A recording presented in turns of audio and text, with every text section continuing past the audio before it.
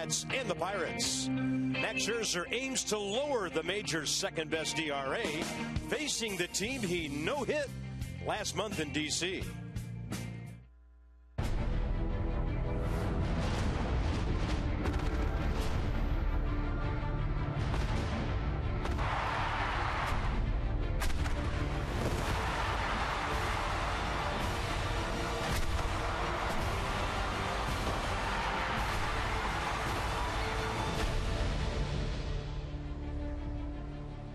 It's a little hotter in Pittsburgh than it was last night.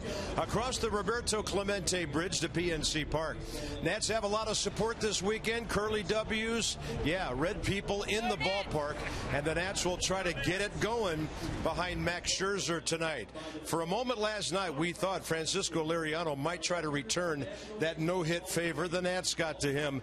But back on June 20th, one of the great performances you will ever see by a pitcher. Yeah, there's only been 4 pitchers in the history of the game that have thrown 2 no-hitters in a year, and who knows what Max Scherzer has in store for the Pirates again tonight. But as we go back to June 20th, what a game. Yeah, and he served notice early from his warm-ups in the outfield to the body language on the mound, cutting through the big part of the Pirates lineup. Marte, McCutchen, you name it.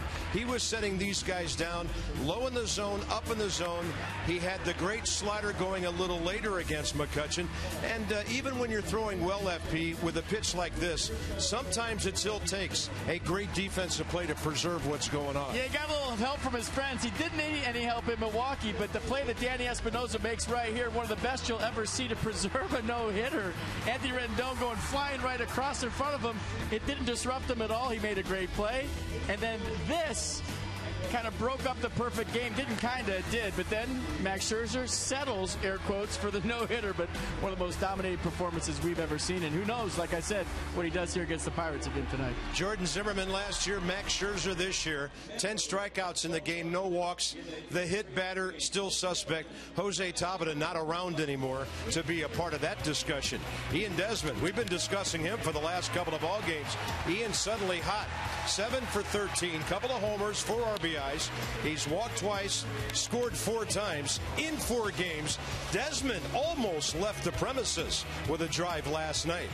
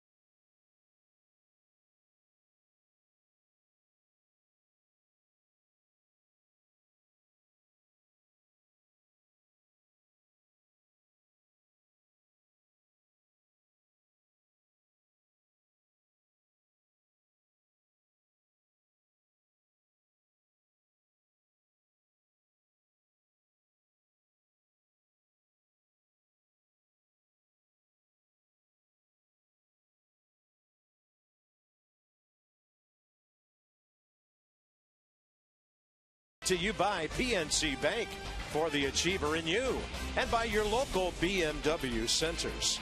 That is the left field wall from Forbes Field over in Shenley Park on the University of Pittsburgh campus, and that's the wall over which Bill Mazeroski hit the famous walk-off Game 7 home run against the Yankees in 1960. And the left fielder was Yogi Berra. A lot of great history in this baseball town, and the Pirates are trying to make some more. Good ball club. They're 15 games over 500. And the Nats on a beautiful night, 83 degrees, clear skies, a couple of clouds. It's a little more muggy than it was here last night. We've got some game notes for you as the Nats and the Bucks get together for the 5th time this year. So Ian Desmond hitting a robust .538, starting to make a lot of noise with that bat last 4 games. 20 starts for Jeff Locke in this ballpark, and the Pirates have won 15 of those over the years. Max Scherzer, he's batting .225. His opponent's 35 points less than that. How about that for a couple of numbers to pair together?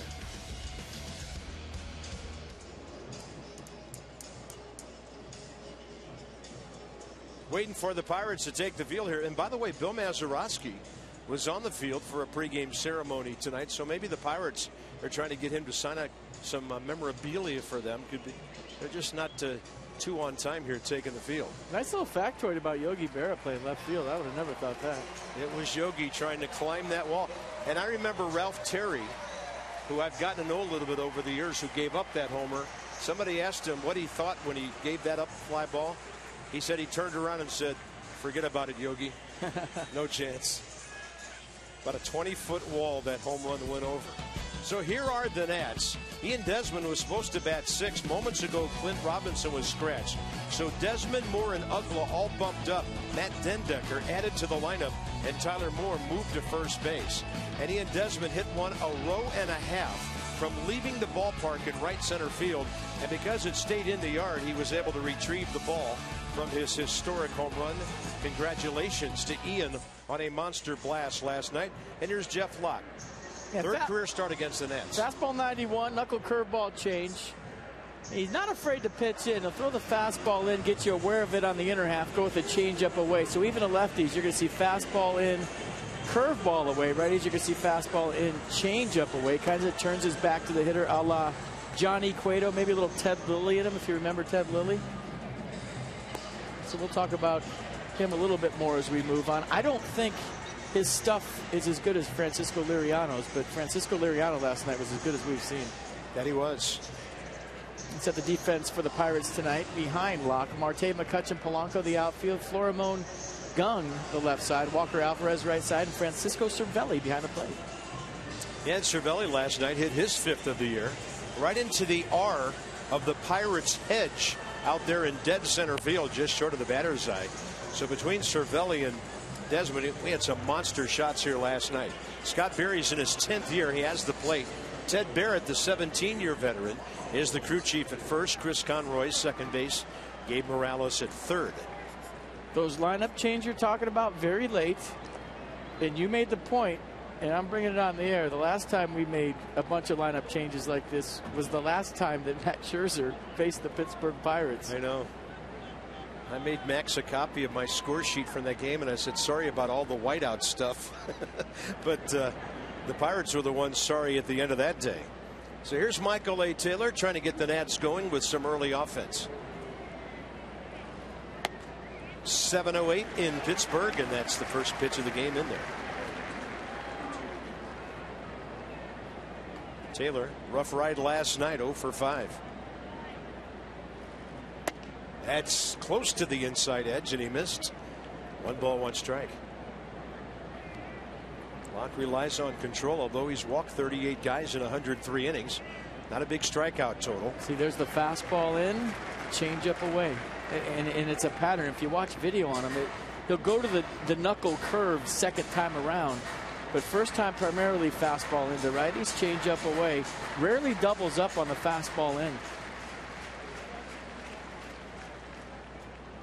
Taylor hits it hard. He's way out ahead. Other capacity crowd expected in Pittsburgh. The weekend basically a sellout. This ballpark seats 38,300. We had just under 38,000 last night. They called it their 12th sellout of the year. Off speed 80, missing outside, 2-2. Same way, fastball in. Michael Taylor fouled it down the left field line, change up away.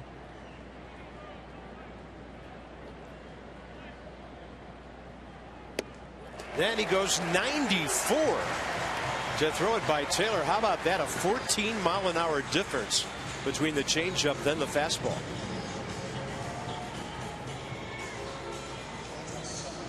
I always think with the deception guys that turn their back to you and have a little funk to their delivery, they get them in the stretch, they can't do that.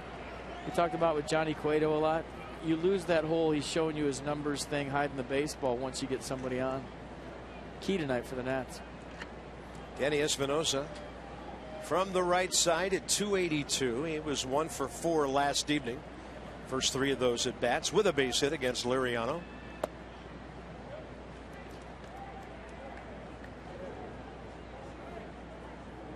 Always key early with that game changer named Harper batting third, that one of these first 2 guys or both of them get on base.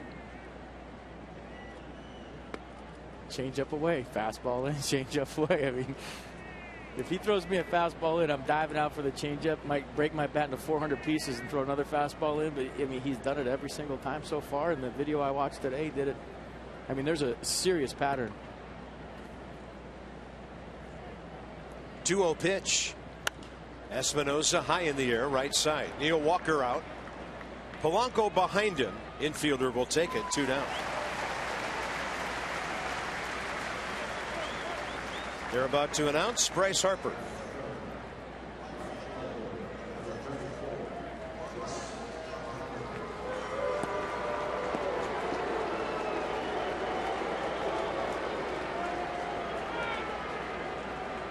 He loves it. The ultimate compliment, booed on the road. He loves it.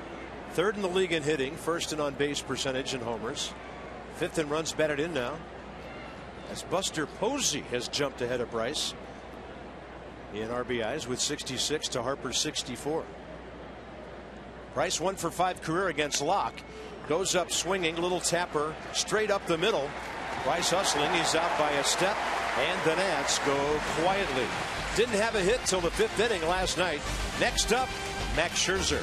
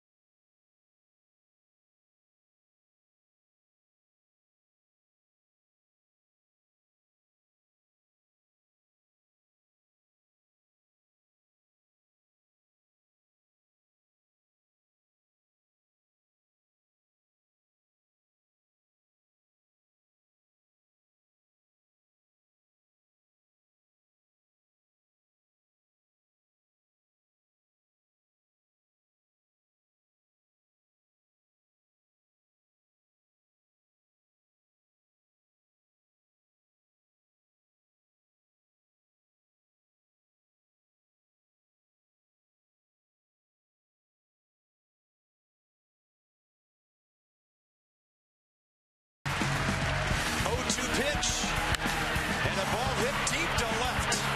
Taylor going back, and Max Scherzer has a no-hitter. Sunday in Milwaukee he was amazing, and today in DC he was almost perfect.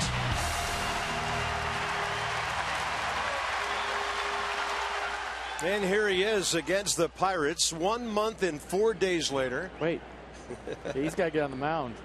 It's no time to buy snacks. Here's the Pirates in their lineup. 6th in the league in hitting, 8th in runs, bottom 3 in home runs, and a 5-game hitting streak for Jung Ho Gung. He has 5 multi-hit games in a row to get those 10 knocks. He's 0 for 3 against Max Scherzer, and here's Polanco, who was not the leadoff guy in the no-hitter. It was Josh Harrison that day. Polanco was in the lineup batting 7th.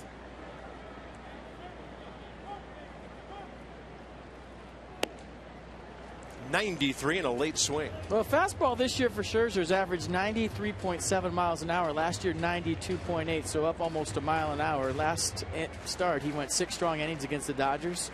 Gave up just 1 run on 7 hits.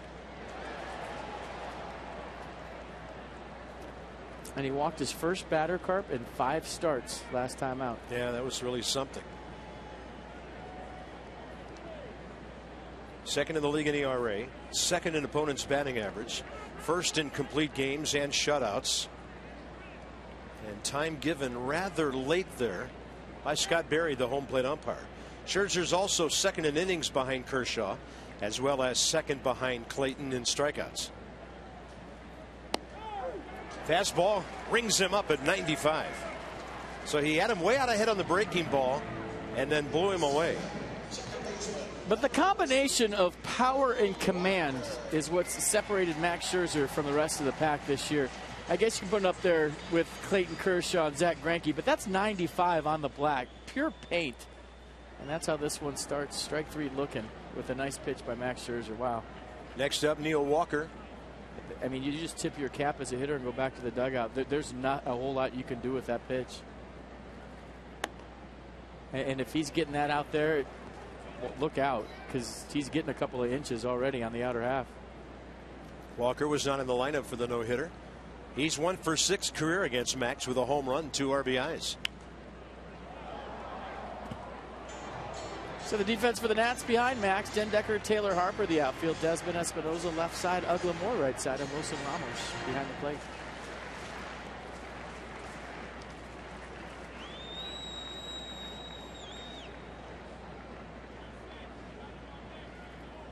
Had him reaching. Ian Desmond from behind the second base bag, 2 outs. Now the key matchup early. It's Scherzer and McCutchen. This is a key matchup. That ball McCutchen peered out to right center field last night with some kind of swing, just effortless. Jumped off his bat. There wasn't a whole lot to the approach. Very impressive swing of the bat last night from the Pirates center fielder for his 13th home run. Scherzer only 1 hitter beyond 3 times through the lineup against the Pirates last time. McCutchen was 0 for 3 with a ground ball and 2 strikeouts. Matt Williams said in the dugout today he expected the Pirates to be on the attack early in AB's aggressive and swinging against Scherzer. Sorry, I didn't mean to laugh over you, but watch the slider. The first one of the day for Scherzer. Just take a left. I mean, that was the extra slider to McCutchen. And you remember in the no-hitter, the Pirates came out swinging first time through the order. They hit some balls hard off Scherzer, and he said as much after the game that he had to make the adjustment second time around and start pitching more because he realized they weren't going to wait around. So he started throwing off-speed more early in the count, off-speed and hitters counts.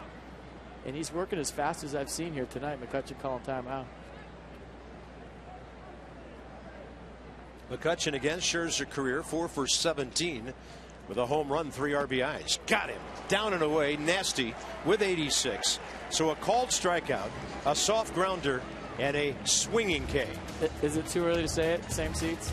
I mean, I'm going to say it. I think you just did. Yeah, same seats.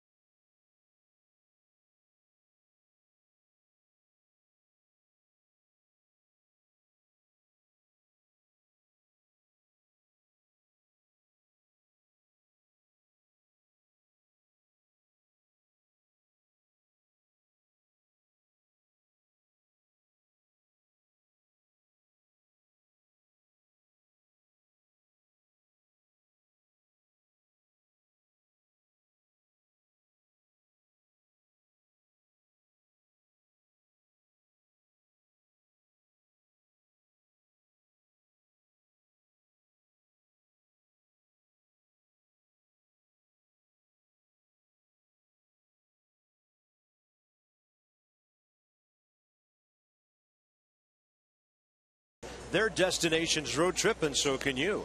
You can join the Nats in Miami the 11th through 13th of September against the Marlins with a travel package. Your Nationals destinations package includes game tickets, hotel, a VIP ballpark tour, and a player meet and greet.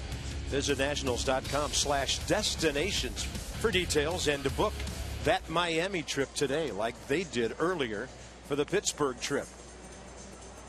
Top of the second, Ramos, Desmond Moore, 4-5-6 for the Nats. Each pitcher threw 10 pitches first inning. Locke 6 strikes, Scherzer 9. Wilson Ramos 1 for 4 career against the lefty. I know it's just one inning. He only threw 2 of them, but that Scherzer slider is better than the one he had in Milwaukee when he struck out 16. At least the 2 he threw to McCutchen. So,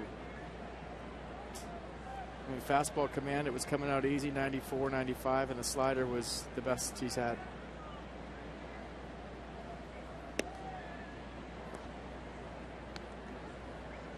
Dodgers have an early run at New York again tonight. 1 in the first. The Nats lead the Mets by 3 in the East. High and tight to the Nationals catcher. And you know, it could be too that the camera, the center field camera, is right over the pitcher here at PNC, and we're just seeing the actual slider from Scherzer, not off to one side where you don't see the full break. That could be the case as well. And it is a straight in look from a camera that's elevated maybe 30 feet up at the top of that batter's eye out there. Dramatic look, and there it is. There it is. Complete with umbrella, as the center field area is the sun field right now at PNC Park. 2-2. Got him. Up in the zone. 2 Ks for Locke, who's off to a good start. He's retired 4 straight. Well, how about the one Ian Desmond hit last night? We were talking about Andrew McCutcheon's. That's a 98-mile-an-hour fastball, folks. You got to get deep. And almost hit it over the bleachers, just right at the Pirates' grass thingy out there in the batting eye. So we got all that one. And did anybody take off his helmet? I didn't see any helmet taker offer guys in the dugout. Maybe they were still in awe of the power display. Bottom line is Ian Desmond swinging the bat well suddenly. 7 for 13 this week. 2 homers, 4 RBIs. And I don't think it's any coincidence that both homers went the other way, over the scoreboard in D.C. and deep, the deepest part of right center here. Well, if you look from the side, his head's not moving. He's not jumping at the baseball anymore. And anytime as a hitter, when your eyes are moving toward 95, you're making that speed up. And your eyes are jumping toward a slider, you're making it slide more. So the key to any hitter is keeping that head still, and now his feet are slow and his head is perfectly still, and he's seeing the baseball. And last time I checked, it's a lot easier to hit when you can see that thing coming at you. But he's calmed everything down. Just concentrate on the head. It's frozen. Another 3-ball count. And Desmond to the left side, to Hopper. Jung Ho Gung. That guy plays a really good third base. He put on quite a show at shortstop last night. The first 5 now for Jeff Locke.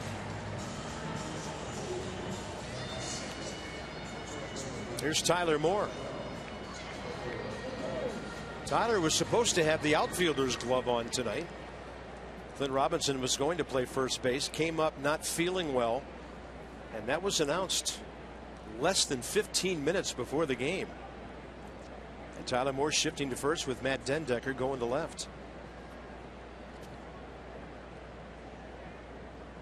You know what else a still head does is it allows the hitter to execute the game plan.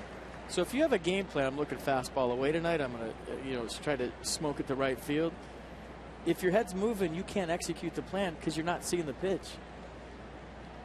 So now whatever game plan you have as a hitter, when you're seeing the baseball, you can stay committed to it.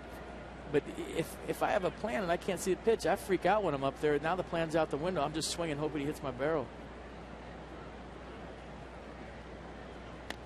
Tyler Moore right off the end of the bat. 85 on the changeup, turned over on the right-handed batter. Tyler, 268, 9 RBIs his last 22 games.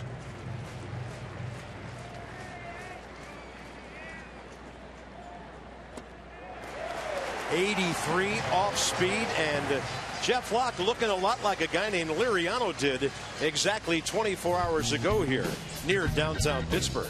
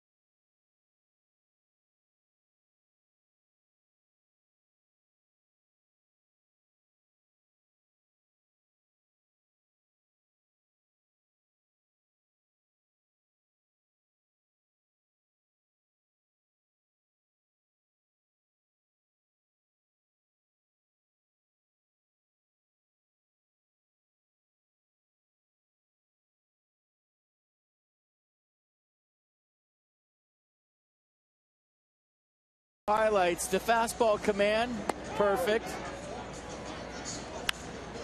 Little defense behind him. Watch the slider to McCutchen. I mean, this is the one that I got really excited about. The first one actually better than strike three. So some Geico highlights, a couple of strikeouts in the first for Max Scherzer, and slider on point early, fastball command on point early. 10 pitches, 9 strikes. Marte, Gung, Alvarez. Bottom of the second, 4-5-6 for the Bucks. First batter, a 4-game hitting streak. Has as many hits over that time as Gung does during his 5-game streak.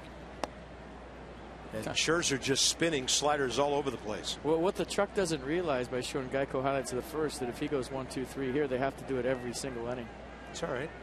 And I'm okay with that. I know they are too. Right field, out of play.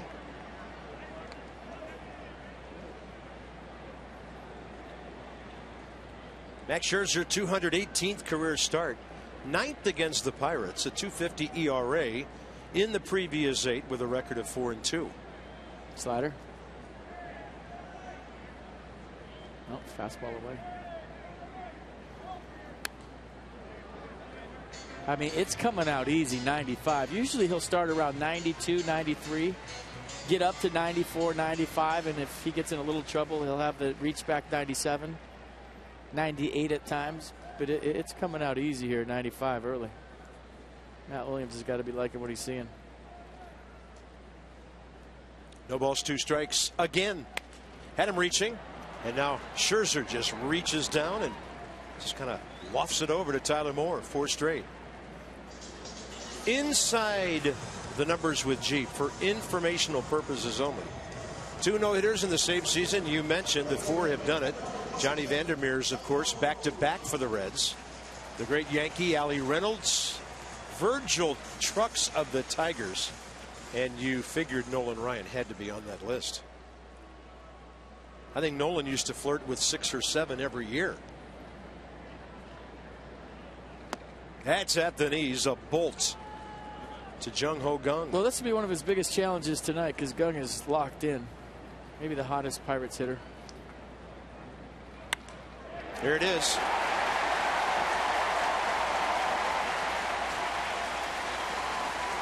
Solid contact. And the Pirates have overall for either team the first base hit of the game. Yeah, when leg kick guys are locked in, they don't make outs. And he's hitting .382 in his last 15 games, 21 for 55. And he's had 5 straight multi-hit games where he's 10 for his last 20. So maybe one of the hottest hitters in the National League. Gets the first hit of the night for the Pirates. Pedro Alvarez next. With the runner at first, the Nats can't shift maybe as much as they'd like to, so they modify it. Uggla's on the infield dirt. Espinosa way off the line at third, and Ian Desmond playing nearly up the middle. Double play possibility out there with Alvarez, who does not run well. Hitting .232. Had an opposite field home run here last night. Gave the Pirates a 2-0 lead with a leadoff shot second inning against Doug Fister.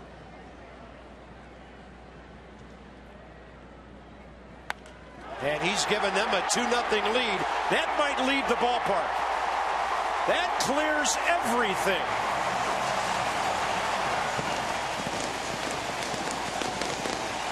And it's in the Allegheny River.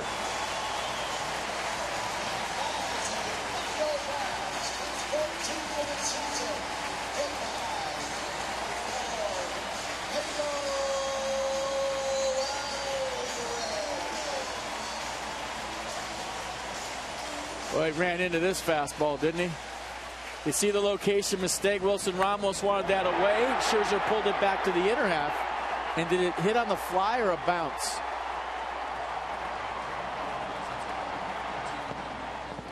Took a while. You have to think that was a bounce. Wow. Place is buzzing after that one. He got all of it.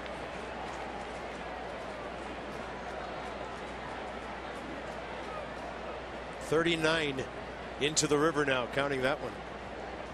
Here's Francisco Cervelli, and Scherzer will stop as time had been requested and given to the hitter. Front door slider 86 on the inside edge. Pirates came into the series third fewest home runs in the league, and they've just hit their third in just over one game.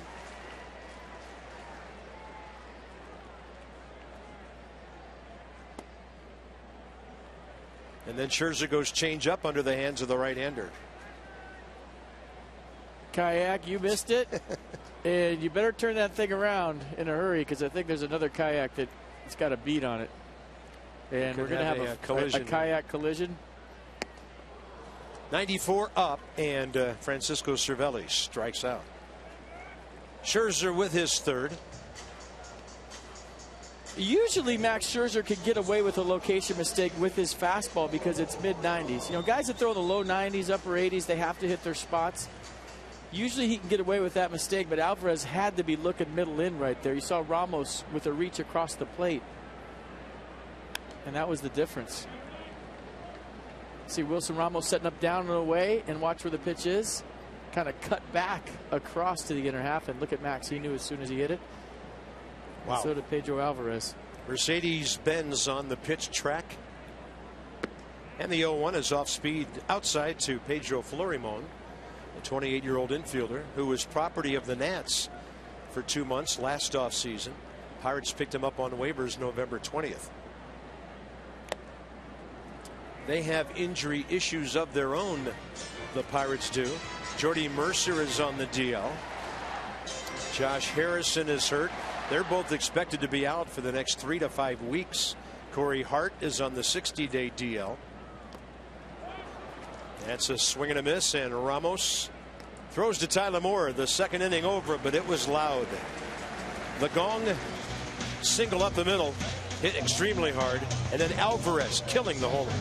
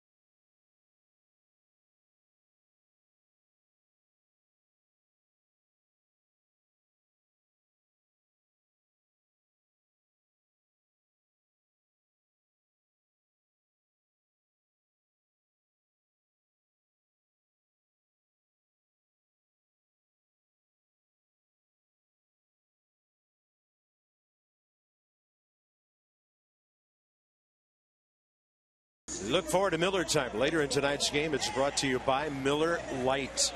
Pedro Alvarez, 14th of the year, second of this series. 2-0 Bucks. It's time for you to tweet your strongest fan photo using hashtag NatsCouchCam, and you just might see yourself in an upcoming broadcast. That's brought to you by T-Mobile. I'm a T-Mobile guy, and I'm a big fan.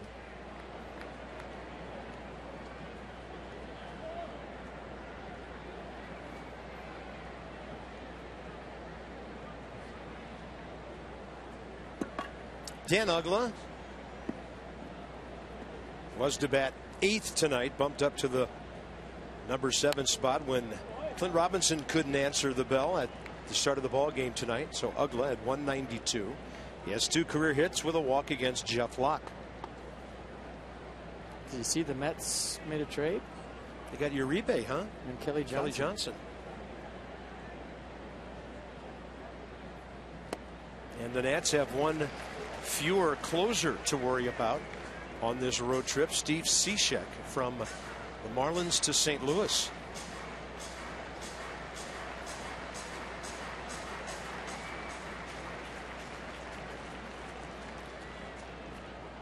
Uggla to right, well hit, over for it. Polanco, 7 straight for Jeff Locke to start the game. Pretty good swing by Dan Uggla going the other way, and I think when you have a guy like Locke, there's 2 ways you could go. The first way is pretty dangerous. If you look for that fastball and is a right-handed hitter, then you're really susceptible to the changeup and the curveball away. But if he makes a mistake in there, you could get him. Or the way that Dan Uggla just did, look for something out over the plate and think right center field or hit one through the second baseman's chest. There's Matt Dendecker in a lefty-lefty matchup.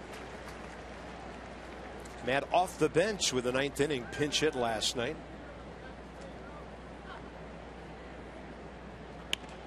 This one out to short. And well played by Florimon, who has big league time in the American League, mostly with Minnesota. And that's the verbiage I used to use with my hitters. Instead of saying go the other way, because I feel like that kind of promotes a weak swing, I would tell them if you're a right-handed hitter and you're going to go the other way, hit one through the second baseman's chest. That gets you on top of the ball and it thinks you about driving it the other way. Right. Or if you're a left-handed hitter, I'd say try to think about hitting one right through the shortstop's chest. That way you get on top of the ball and you get that backspin in the gap. But if you say, hey, think the other way, I don't know, it kind of screams blooper, flare, a non-aggressive approach.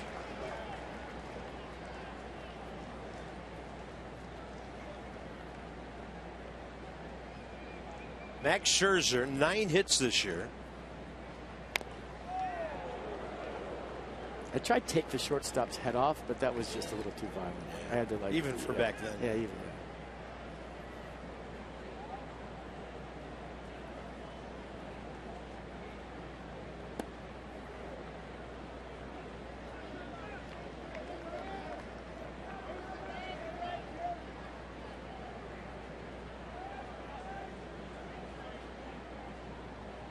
One and 2 to Max. Pitch down low, and now Jeff Locke, perfect through 3 with 4 strikeouts and a 2-0 lead.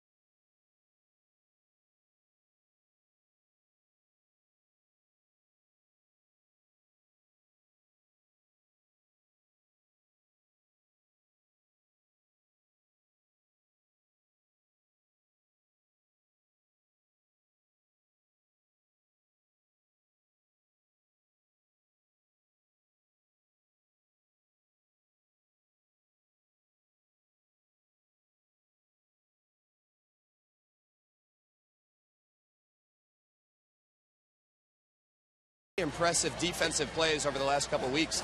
And earlier today, I talked with defensive coordinator Mark Wiedemeyer about how good a defender he thinks that Taylor can become in his career. Weeds put it on the 20 to 80 scouting scale. He said that Taylor right now is above average. He's probably a 65. About 50 is average on the scale. He thinks that Taylor could become a 70-75 defender, meaning that that's elite level type stuff. He says he's not as polished as he can be right now, but that's more of a matter of experience. He has all the physical skills, the range, the speed, the arm. He's got everything you really need as an outfielder, and he's got the work ethic to continue to get better. The Nats love his skill set. They love how hard he approaches the game and his desire to learn. They like a lot about Michael Taylor, especially defensively. That's Dan with our Coons.com sideline report. When you're talking cars, you're talking Coons. Bottom of the third. Jeff Locke, the hitter, 3 for 25. And 80s are like unicorns. They just don't exist. At least you've never seen them. They used to say Vladimir Guerrero had an 80 arm, but it wasn't accurate. He could throw it harder than anybody, but it was rarely on target. So to be an 80 arm is, well, maybe Bryce. Close.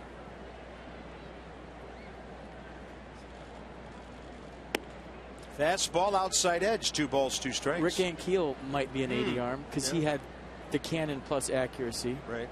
Michael Taylor's arm is way above average. And Scherzer had his opponent reaching. So first time through the order, the Pirates go 2 for 9, 5 strikeouts. Time for Toyota Case for Kids. The Washington area Toyota dealers want to help children and their families by making a donation of $37 to the Children's Inn at NIH for every strikeout by a Nats pitcher this season. And by the way, if you're wondering about Aramis Ramirez, who the Pirates got to trade with Milwaukee yesterday, he is not active with Pittsburgh yet. Maybe tomorrow, we were told. The Max Scherzer flu. Well, you know, he didn't get traded until yesterday afternoon, and it's a long way from Milwaukee to Pittsburgh. That's a veteran move. Can you activate me after the Nats leave town? Could be in there against Gio, the lefty, tomorrow night, who will take on A.J. Burnett, and then Joe Ross and Garrett Cole Sunday. So this weekend is not going to be by any means an easy one, with the Nats looking at that guy tomorrow night. Gregory Polanco took a called third strike first time up. And 0-2, Scherzer just kind of teased him down and away. He did have a little further to go. The Brewers in Arizona. So there you go. There's these things called planes, and you could be somewhere in 5 hours, so I'm not buying it. New invention. They go real fast, and you can get to where you want to go. Plus tailwinds coming this way. 2 balls, 2 strikes. Right by him with 96. Well, you know what Max Scherzer's thinking about right now. That's all they're getting tonight, and we'll see how long he can keep that. Well, he's not the only one thinking about it. His stuff has been electric here tonight. And Pedro Alvarez ran into a fastball, the only real location mistake he made, and usually we see him get away with it. He just didn't on that one. So he's bailed his team out a lot this year. He's hoping his team can bail him out tonight, giving up 2 early runs. Here's Neil Walker.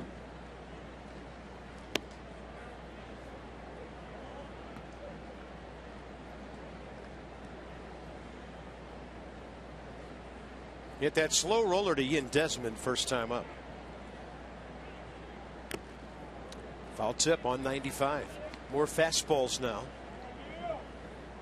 At a higher velocity early in the game than I can remember this year. Could be wrong, but I don't remember him sitting at 95. That ball scorched into right, and the Pirates have their 3rd base hit.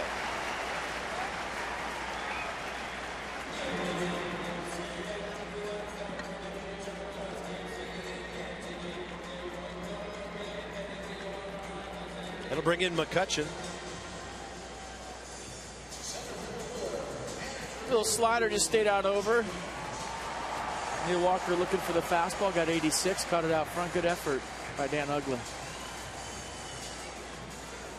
Pirates have 2 here. Dodgers have 3 in New York in the top of the 3rd.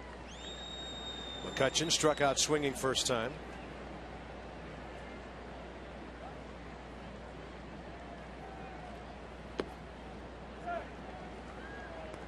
No swing, says Ted Barrett down at first base.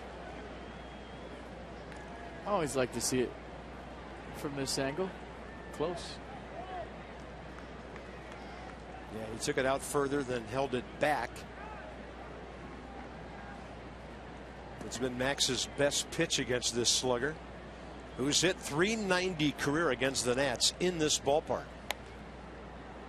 That's a cue shot right past Nick Leyva, the first base coach. You know, there's a lot of things that replay can show, but if you really want to make it a huge mess, add check swings to it.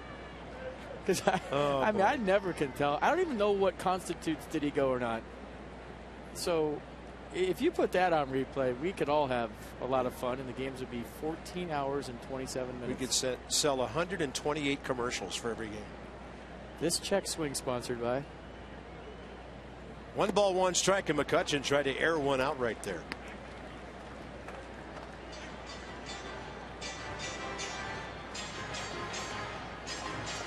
Starling Marte, if the inning continues,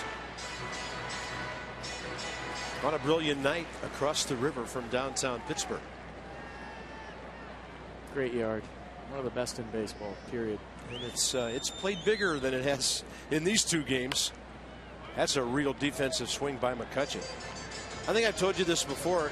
An umpire explained to me years ago how he called the check swing. He said if I saw the bat barrel pointing at me, that indicated that it was coming down the line and the bat barrel was over home plate, making it a swing. You know, different guys call it different ways. Or if he was getting hungry and it was late in the game, he went. Or if it was 7-0 and he blinked wrong, he went. Trust me, those do come into play. The score of the game, the time of the game, they're all a factor in whether you went or not on a check swing, right or wrong. Yeah, McCutchen tired of waiting. Max will from time to time really slow things down with a man on base. Or if he's your friend, maybe you've had a history with a guy and you barely start. Yeah, you went.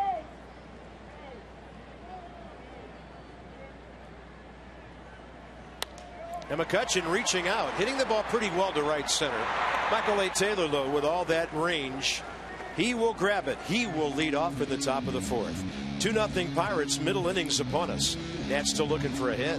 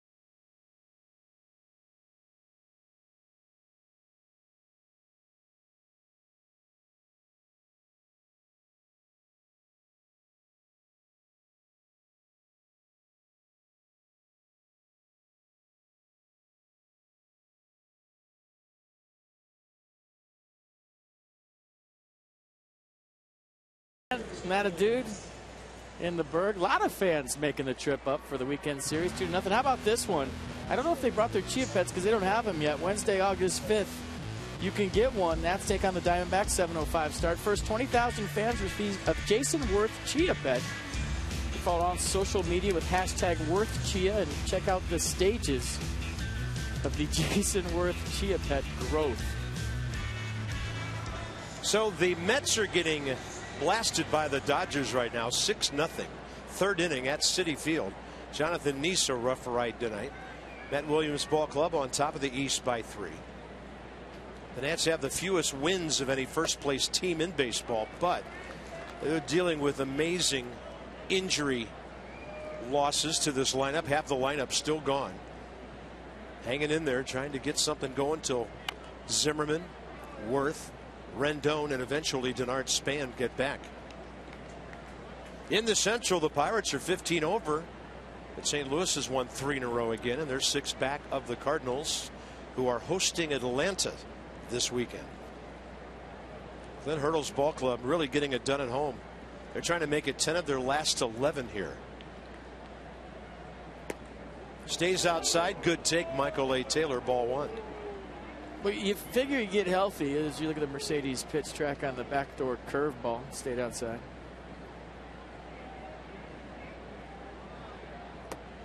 Off speed, Michael A. Taylor strikes out, and he is 0 for 7 in this series. Strikeout number 5 for Jeff Locke. Well, you figure get healthy, there's no real superpowers in the National League. The Cardinals don't wow you, they just win. And there's teams that wow you, like the Dodgers, and they don't win consistently. So, you're thinking if the Nats get healthy, and then Bryce Harper has his cast of characters with him, and the bench has done an amazing job to keep the 3-game lead, that's when they click. And they don't only click, they may be the freshest team in all of baseball in August and September with not a lot of miles on the car, where guys that are grinding out playing for 6 months are starting to feel it in September. But Jason Worth, Ryan Zimmerman, Denard Span, Anthony Rendon are going to be fresh. And you're thinking they get healthy and take off. At least that's what I'm thinking. And they run away with the East. Well, you look at October anymore. Whoever is the best team in baseball from April 1st until the end of October? It just doesn't happen. Giants, wild card guys, getting into the World Series on occasion. St. Louis has done that. The Royals were 1 game over 500 on this day last year. Yeah. And they were beaten in the wild card game before Mike Moustakas started running up and down the dugout saying we're not going to lose this game. I mean, Oakland had them beaten. Yeah. And then they're in the World Series. That's why you shouldn't really stress about right now. Stress in September. 2-1 pitch, and the Nats just can't get a read on the off-speed stuff of Jeff Locke right here. Stress when you don't have a 3-game lead in your division. And it's September. But right now, enjoy the game.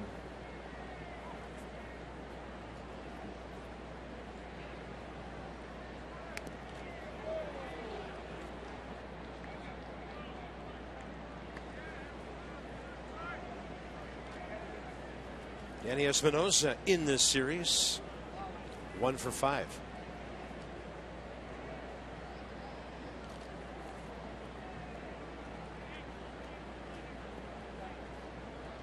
Bryce Harper on deck, top of the 4th inning. 2-2 pitch. Just enough to stay alive.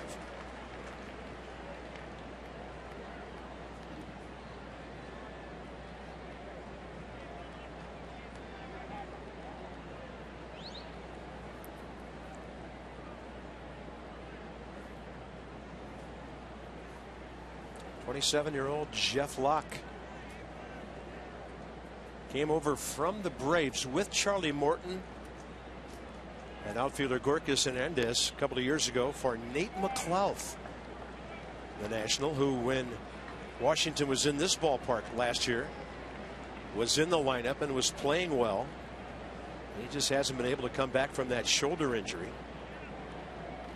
3-2 with 1 out. And that one cued right off the end of the bat. That's at least the second ball a Nat has hit right off the end of the barrel.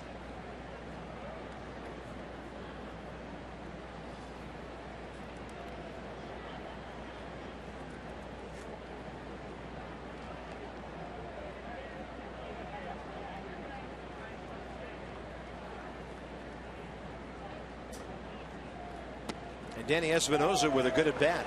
Takes one off the plate. He's the Nats' first runner, and that will get locked to the stretch to face Harper. A good at bat by Espinosa.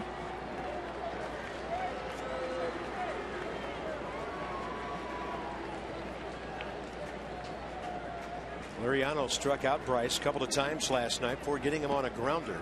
His 8th inning hit, a solid line drive to right field, was against the left-hander Antonio Bastardo. So the Pirates in their modified shift now with a man aboard. Outfield straightaway.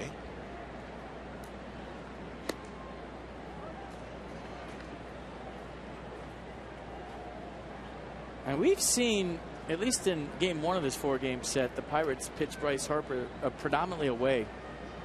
And that's against their philosophy. Their whole staff is usually in to win. Well, they're going in right here. Better get it in there. Well, do you think that has a lot to do with them being at home? Because left-handed hitters going deep the other way, not the easiest thing in this yard. But yeah, that's the point I was about to make, is that's the big part of the ballpark. Make Bryce Harper beat you the other way, but he has enough pop to hit a home run in any part of this park. But the short porch is in right. They tried to go in right there. Going in again. Doubling up. Fastball in.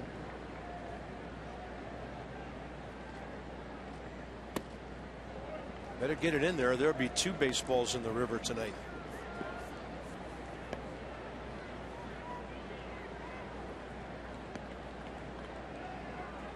Bryce has been so quick on the fastball in that even though he can get to it, he's had trouble keeping it fair this year.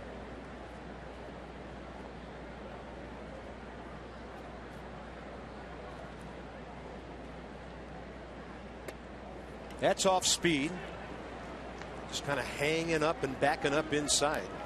3-1. His pull side home runs have been either on cripple off-speed pitches out over the plate or fastballs out over the plate, but very rarely has he hit something on the inner half out of the ballpark. He's hit them a mile, but they've been foul.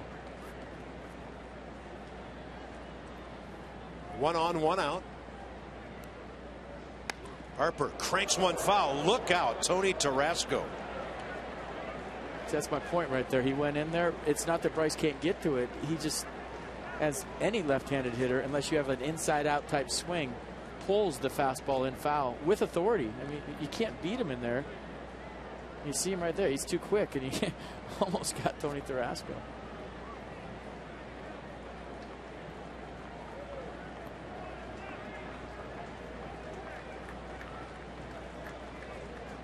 Three-2 with 1 out. Bryce Harper, good at bat, and he walks for the 71st time. 2 bases on balls, and the first hit of the night could get the Nats right back in this game. Wilson Ramos' turn. Well, check out the sequence. Jeff Locke versus Bryce Harper. First pitch fastball up and away. They got him thinking about it out there. Then fastball in. Fastball in. Curveball nowhere. And then another fastball in. He got to it. That might have scared him away from a strike after that. And I think he went changeup right there, 3-2.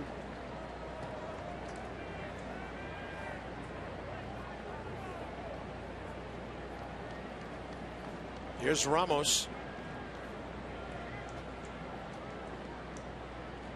Struck out looking first time on a pitch up and in. 81 for strike 1.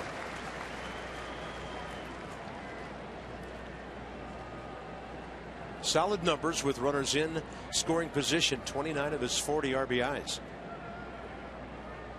Wilson's driven in 18 runs his last 28 games.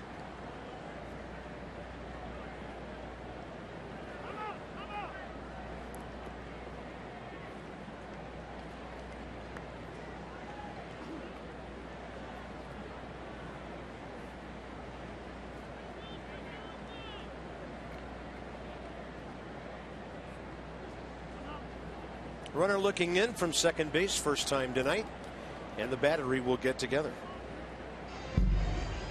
That big part of this game, they want to keep their 2-0 lead. Wilson Ramos, a guy with opposite field pop that can make this a 3-2 game in a hurry the other way. And you'll probably see fastball in, off speed away, same as he's been doing to most right-handers here tonight.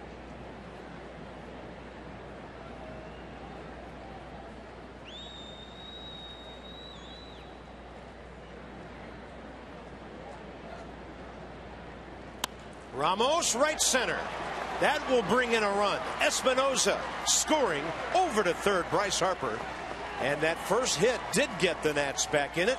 And now the tying runs at third with one out, fourth inning. Wilson Ramos, RBI number 41. Well, there goes a no-hitter. Wilson Ramos, nice piece of hit. They tried to come in, a little inside-out swing, and just enough to get over Neil Walker's head. Good read by Bryce Harper, seeing this would drop. Good read by Danny Espinosa, taking off like there's 2 outs because they knew that ball was going to drop. Not only did he get Danny Espinosa in, he got Bryce Harper to third. So Nats in business here in the top of the fourth. Runners at the corners. Pirate pitching coach Ray Searage to the mound with Ian Desmond next. That was a big hit.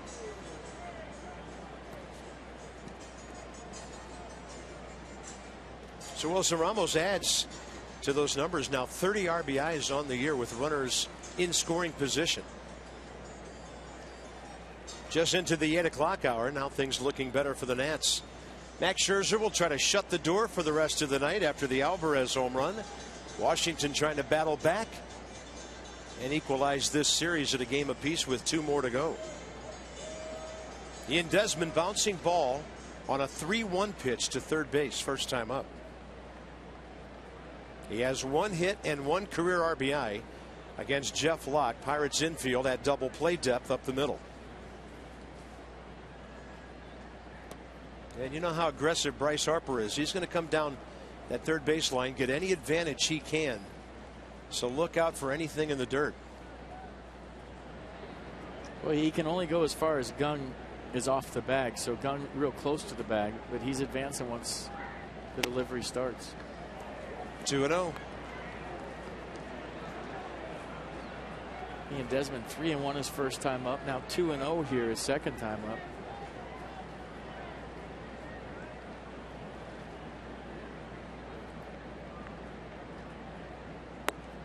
Change up, and he gets one to the outside edge. I thought I saw the umpire say strike, but maybe not. It was kind of weird because Cervelli was moving all over the place, so evidently it is 3-0.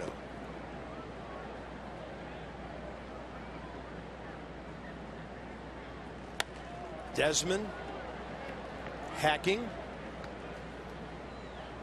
Just regardless of how this at-bat ends up for Ian Desmond, it's nice to see him get into a hitter's counts. It's something he's really struggled doing this year for the most part, but now that you're seeing the baseball, sticking with the game plan, it just makes life a whole lot easier.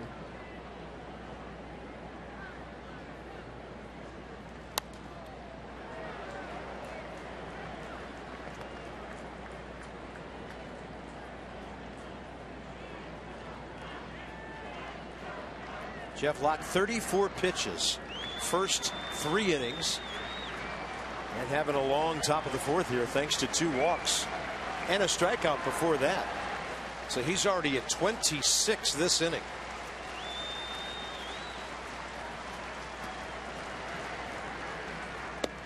Ian Desmond, he's the 3rd man to walk in the inning, and the bases are loaded for Tyler Moore. Boy, Ian Desmond putting some good at-bats together.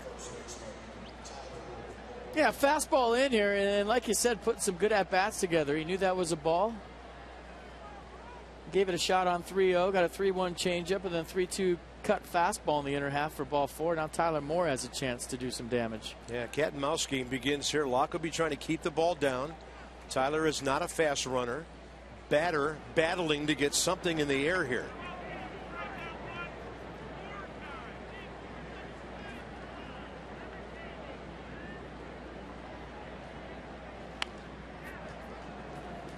Breaking ball coming right in on his hands.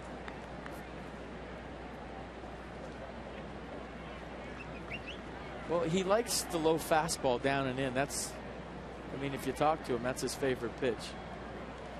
And that's where Jeff Locke has been going with a lot of hitters today. Dangerous place to look, though, for a hitter in this situation, but that's his power zone. Always has the changeup to fall back on. Harper at third, he walked. Ramos the RBI single. He's at second. And Ian Desmond, the third man to walk in the inning. One who did walk, Danny Espinosa, has already scored. Big sequence, fourth inning right here. Tyler Moore to left center. That ball is on the ground. 2 runs will score. The Nats take the lead, and after hesitating, Desmond to third, Moore to second. Washington's on top.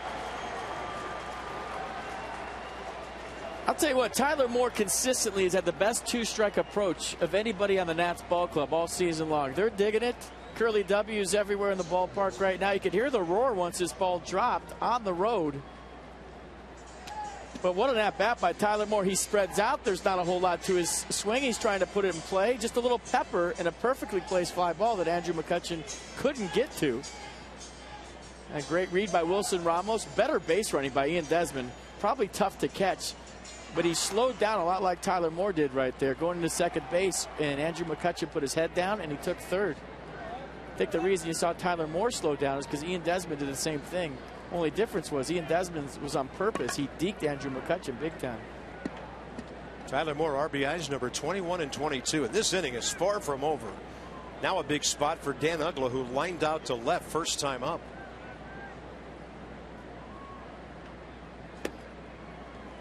Fastball gets the call on the inside edge. So the Pirates infield in.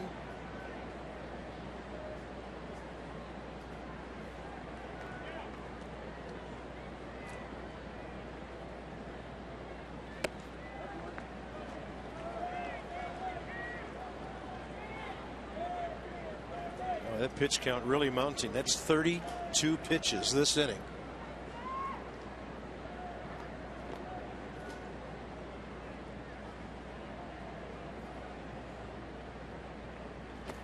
Off speed in the dirt. Ball 2. And it looks like the Nats are going contact play. I'm watching Ian Desmond shuffle down the line every pitch. He's trying to get off as far as he can. He's looking for down angle off the bat of Dan Uggla. Uggla hits a ground ball. It seems like Desmond is going to be going here. And if it's a fly ball, he's got to scramble back. But he's getting a very aggressive lead as much as he can with where Gung is playing at third base.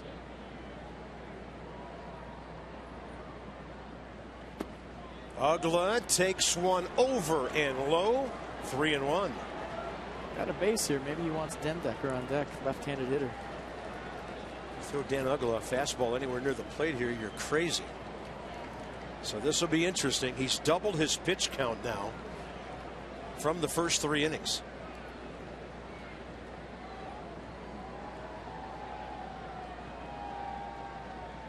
Off speed. Uggla, short center. A chance to drop. It does. Neil Walker couldn't handle it. Tyler Moore stays at second base, but Ian Desmond scores, and the Nats lead 4-2. That is a base hit.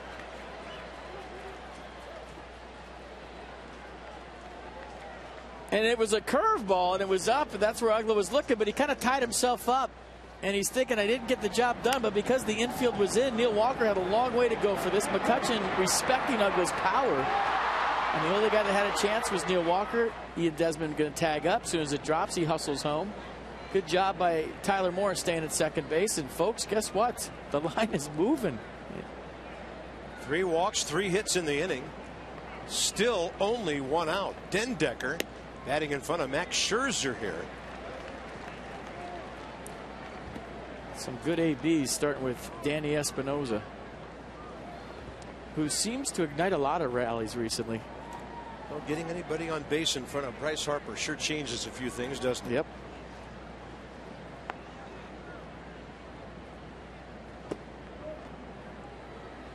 Deolis Guerra for the Pirates. One of their 5 right-handers. Locke cruising along. He was perfect through the first 10 hitters. Hasn't retired any of the last 6. Dendecker ground ball. He's going to have to hustle to avoid the double play, and he'll make it. That Dendecker, great speed, keeps the inning alive as Tyler Moore goes to third.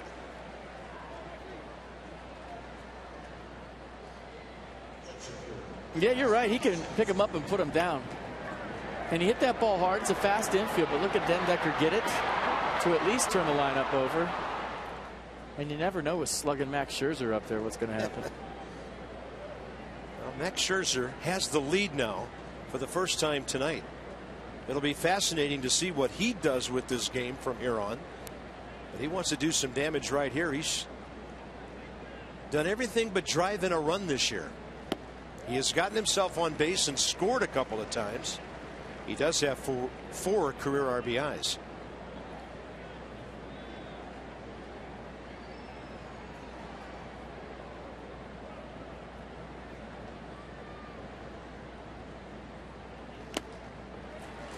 And Lott keeping the ball away from him. 93.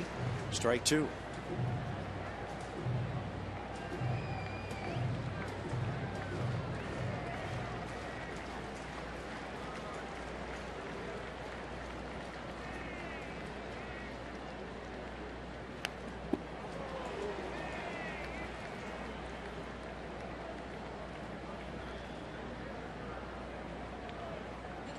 I wonder if Max just asked Scott Berry, hey, was that ball a foot outside like it looked? And the umpire nodded yes. But he was extending to make some contact and stay alive. He wants to put the ball in play. Way shallow and right is Polanco. Max will pull it to the left side for Gung, and he'll go to first. Big inning for the Nats. 4 runs from 3 walks and 3 hits.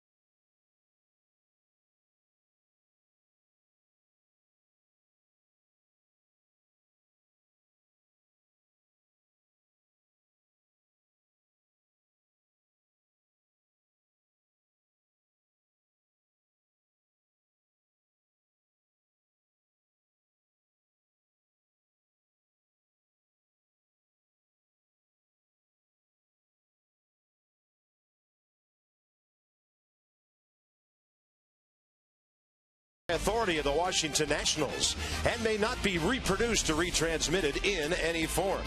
And the accounts and descriptions of this game may not be disseminated without the expressed written consent of the Washington Nationals.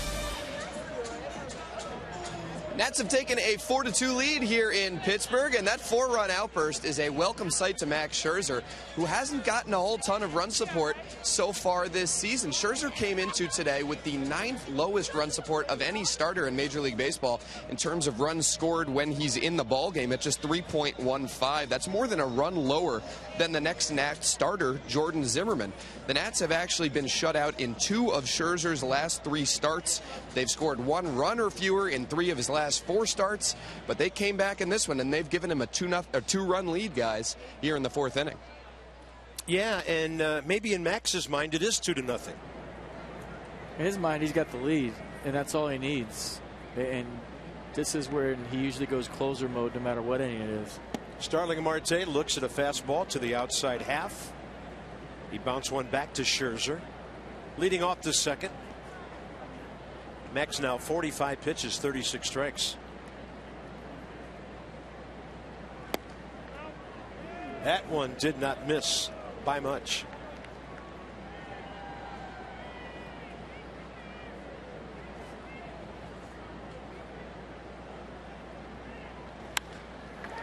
Breaking ball got a lot of the inner edge there. Marte ready for it, took it up the middle, and the Pirates have 4 hits. Zach Brown Band is going to be at Nats Park on August 14th. Don't miss the only DC show on their Jekyll and Hyde tour. Great seats are still available. Get your tickets today at nationals.com/Zach Brown Band. I wish we were home. I'd be in the front row for that one.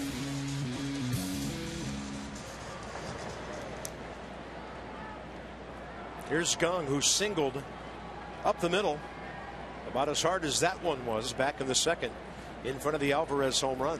So Max Scherzer back to the stretch here.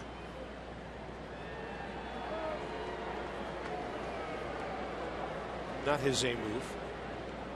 No. Young now with a 6-game hitting streak, 11-4-21.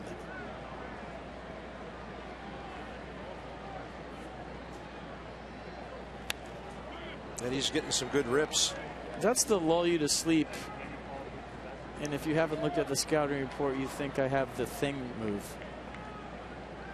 Meaning, you think that I can't throw it over there full speed, and then he'll zing one in there right on the bag right after.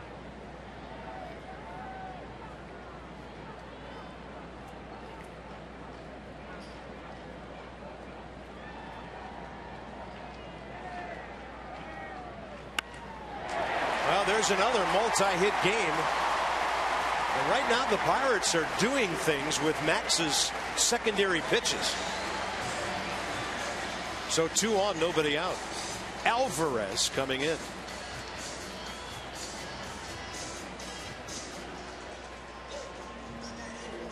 Nissan shows the location, I think, of the slider for Max Scherzer. It didn't do a whole lot. And did you hear the song when he got a base hit, Bang a Gong? Very clever here in Pittsburgh. Well, Gung's doing some banging with his bat right now. Here's Pedro Alvarez, who coming into that at bat against Max Scherzer was 0 for 10 with 5 strikeouts. Then he put one in the Allegheny. Well, he ain't going to get a fastball in again, I guarantee you that.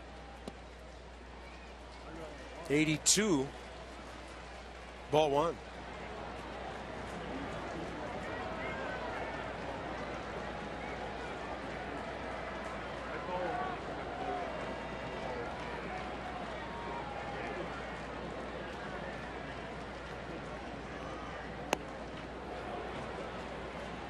Ball locked up on another off speed.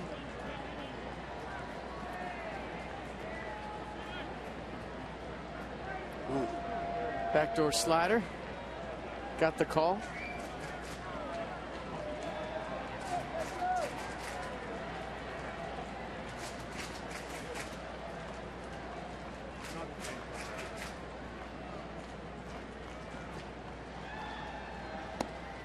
Turns one over, that going the other way at 86. Let's see, everything away, away, away. That's what happens when you hit one in the river. So he's gone backdoor slider, change up away. Hey, remember yesterday Alvarez hit a fastball away out of here over the 383 sign in left field. So he's got popped that way too. He's seeing a lot of off speed here in the second at bat from Max Scherzer.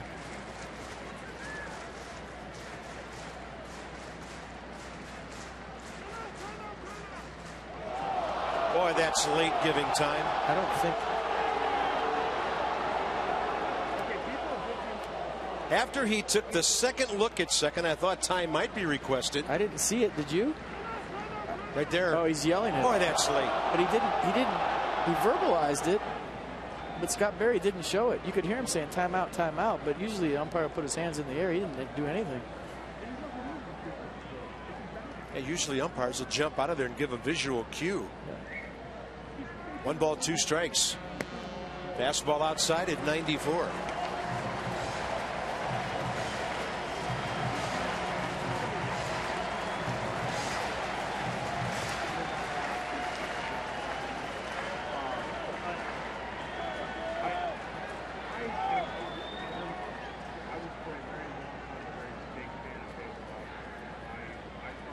And on 2-2 now, staying away, the count's full.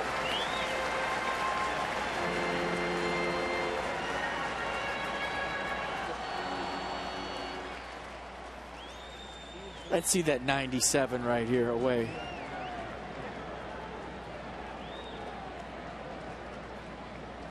Turn it up a notch fastball. Let's see if he goes with it.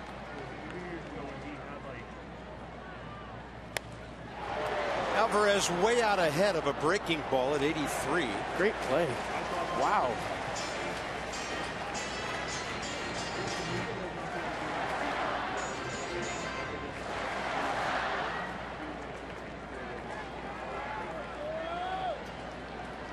Well, the slider right there. Alvarez way out in front.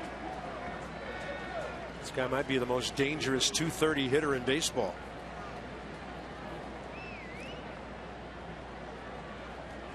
Three-two with nobody out and 2 men aboard.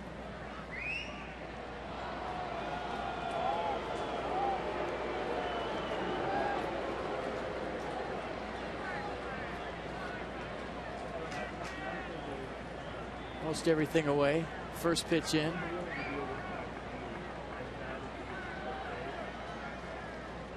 Swing and a miss on 96. Upstairs, and there's the reach back that Max Scherzer always has. Strikeout number 7. Yeah, well located too. Probably ball 4, but you don't have a whole lot of time to wait around. And you like this pitch against Alvarez. He saw mostly slow the whole at bat, but he never saw 96. And Scherzer saved the best pitch for last and a big strikeout here in the bottom of the 4th. You know, they always say get beat with your best pitch. Max Scherzer's best pitch, even though his slider's great, his curveball's great, his changeup great, his best pitch is still his fastball, the reach back one that he saves for special occasions. Struck out Cervelli swinging first time up. Steals a strike with 85 right there.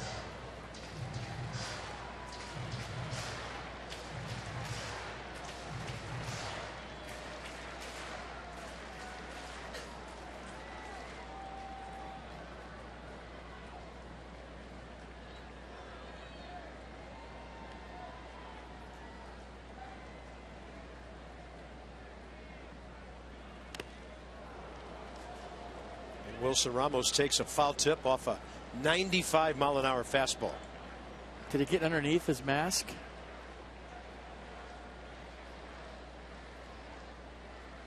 Remember, he caught one on the chin recently, and that might have got him in the same spot, maybe underneath his mask.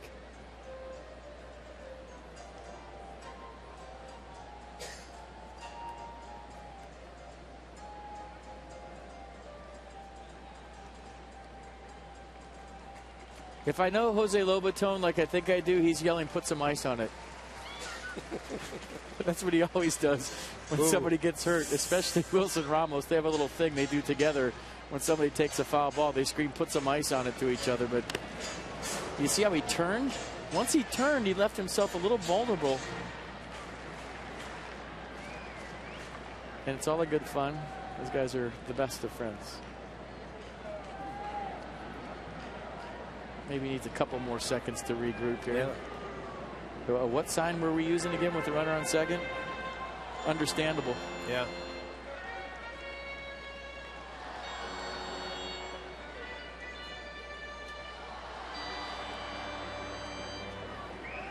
Well, each pitcher with a long 4th inning.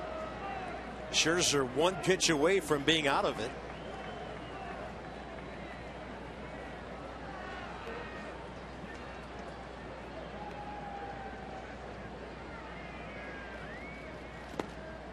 Tried to get him to chase, 85 low, blocked by Wilson.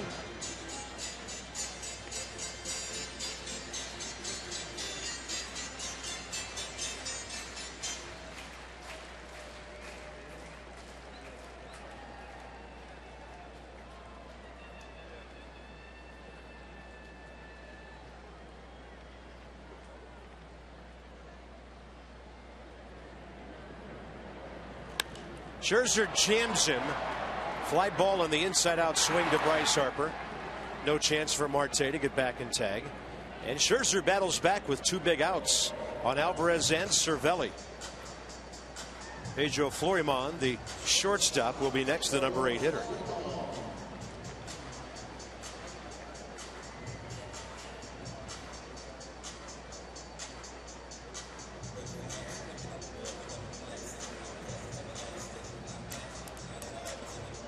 Love when he gets the ball way behind the mound and strolls right up to the top.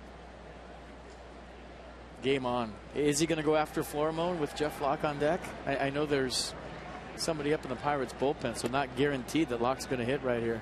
I think he has to.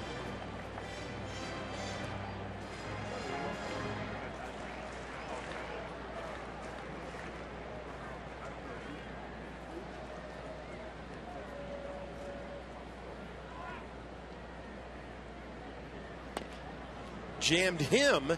That's a fair ball, and the batter doesn't run. He assumed it was foul. And the first base umpire, Ted Barrett, as that ball came back to the left, called him out, and Clint Hurdle is coming out of the dugout. He can argue, but that's not challengeable. That's not reviewable. Right.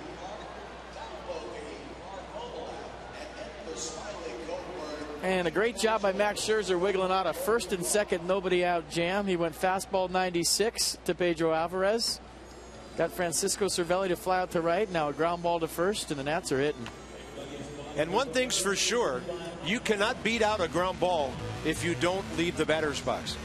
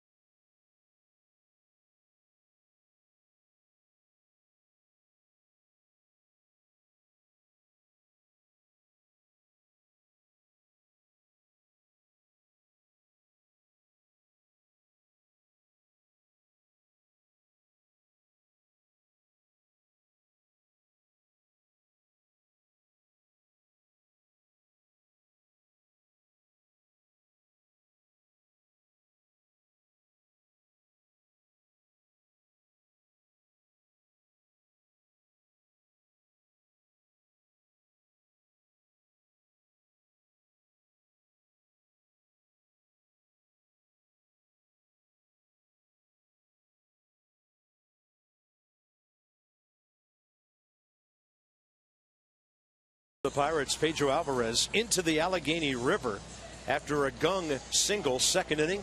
Max Scherzer has settled down since then. And the Nats, well, they just got a bunch of walks. And then Ramos drove in Espinosa, moving Harper to third with that RBI hit. Desmond walked. Tyler Moore plugging the gap for 2 more runs. And the Nats were on top 3-2. They weren't done. Dan Uggla, infield in, outfield deep, and he drops one. You know, even if Neil Walker catches that ball, Ian Desmond might have tagged and scored. So the Nats drop a 4 spot on the Pirates in the 4th inning. And here's Michael A. Taylor, first pitch swinging, top of the 5th.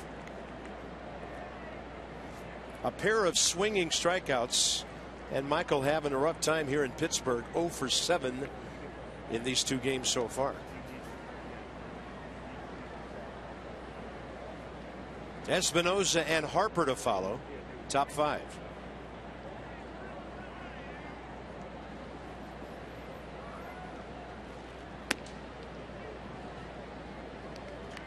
Guys always used to joke if you made the first out in a big rally that you started the rally. So Michael Taylor started that rally in the 4th.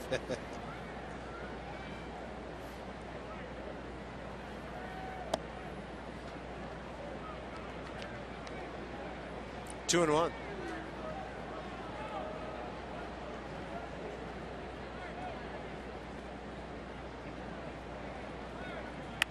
Off speed pitch, lined hard to Florimon. That was a bullet. Join us for Pet Calendar Day on Thursday, August 27th. The Nats take on the San Diego Padres. And that is Jason Worth's 140-pound dog, Magnus, right there you're looking at. With a special ticket purchase, fans receive a Nats player pet calendar featuring photos of your favorite Nats player with their pets. I want one of those. Visit nationals.com/pet calendar for more information. Danny Espinosa 0 for 1, but with a big walk that started the rally after Taylor started the rally, so to speak. 6'5" dog.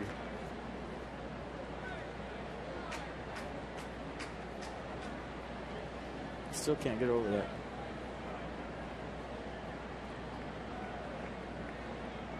I mean, he could ride that to work.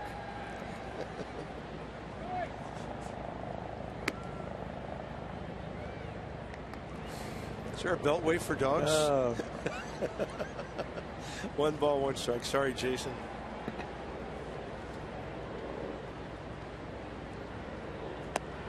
Right in there, 1-2. Well, he's getting close. I think Anthony Rendon is the closest. Ryan Zimmerman right there, all around the corner. We can't wait. You don't hear much about Denard Span or Steven Strasburg. You hope they're getting close too. Strauss did throw a 50-pitch simulated game here today. That's a busted bat line drive caught by Gung. 2 down. And word is that Steven is now headed out, and he will, with his next appearance, be making a rehab start somewhere. And it's reasonable. Matt was saying today that Anthony Rendon and Jason Worth could show up in Miami. Right. And be ready to rock and roll. Steven told me last night that this injury's been a little weird for him. He said, I've never had an injury like that, much less on the other side from where he pitches, and kind of confusing for him how the whole oblique thing happened. But all reports okay from today. Good. Bryce saw that breaking ball coming out across the plate, decided at the last moment to try to bunt for a hit down the third base line.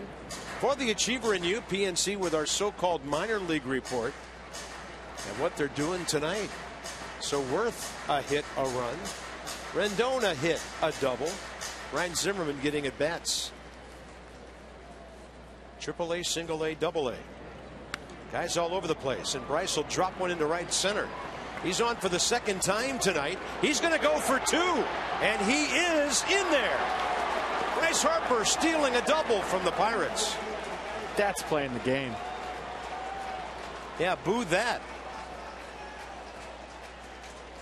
I mean, you could tell right out of the box. First thing I did was look down at him. As soon as he knew it was going to drop, he took off, and he wasn't stopping at first. So with 2 outs, a good gamble. Bryce Harper playing hard, helmet falling off. And he gets into scoring position for Wilson Ramos. Did you see McCutchen? Not in a hurry. Bryce Harper caught him napping. That's good hustle. That's how you play the game. Yeah, crowd buzzing about what they just saw. That gets me more fired up than his 400-foot home runs. I love to see that kind of baseball. Ramos opposite field, flare for an RBI last time up. Can he do it again?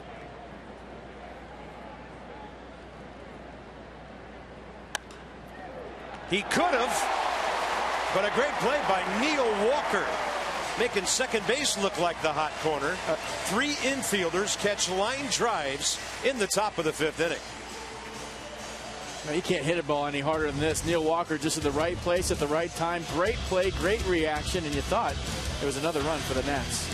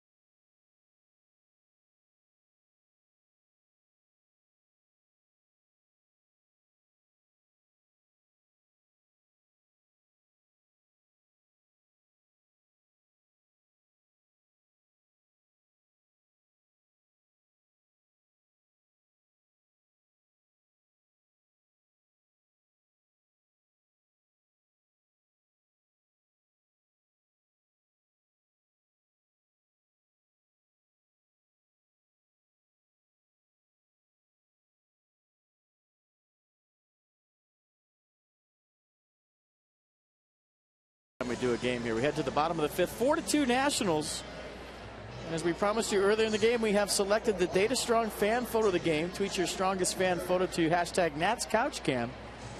And you just might see yourself like John K. Marshall in a future broadcast. That's brought to you by T-Mobile. And that's at Camden Yards. And the Nats just took on the Orioles. Pirates will bat for their pitcher. This is Jeff Decker. First pitch swinging. And a foul ball off to the left side. Yeah, I know it's spelled J-A-F-F. He was named after his late uncle, whose name was somehow misspelled on his birth certificate. His uncle gave his life for our country while serving in the Army. And so Jeff took that name, but pronounces it Jeff. It's a good story. He's from Phoenix, out of Sunrise Mountain High School in Peoria, Arizona. Off-speed pitch in the dirt. 1-2.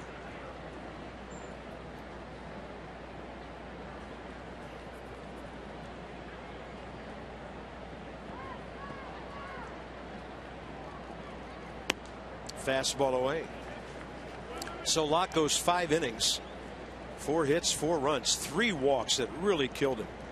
5 strikeouts. He threw 88 pitches in 5 innings, 57 strikes. Scherzer close to the corner. Looked like Scott Berry thought about it for a moment. Scherzer had a lead to do his little walk around the mound to catch the ball after they throw it around. And now he has to get back up on there. Pretty good pitch. Mercedes-Benz showing how close it was. That one close enough on which to be hacking.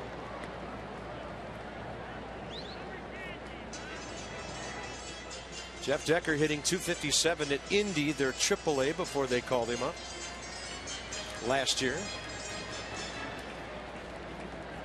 25 years of age. Originally drafted by the Padres. Scherzer took a little bit off and a bouncing ball right side.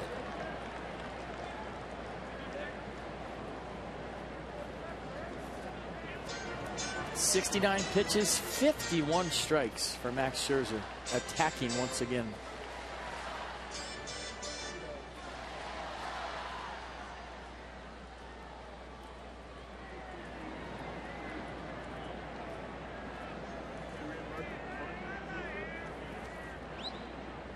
.3-2, and he walked him. A rare occurrence for Max Scherzer. 16th walk of the year in 142 innings. Tomorrow night here in Pittsburgh, it's Gio Gonzalez and A.J. Burnett. Sunday, it's Joe Ross and Garrett Cole. The Nats have an off day Monday in Miami, take on the Marlins for 3. And then from there, it's on to New York and the Mets next weekend. So the second game of a 10-game trip right here.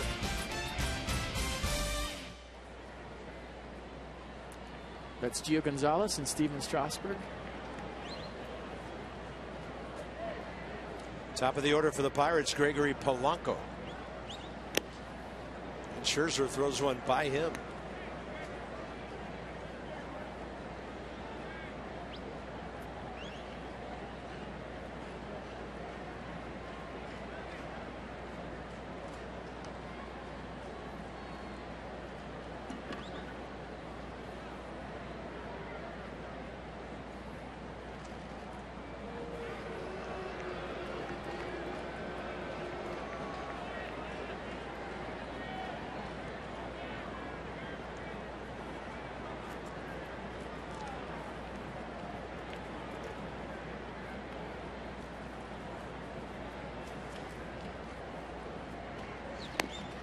Perfect.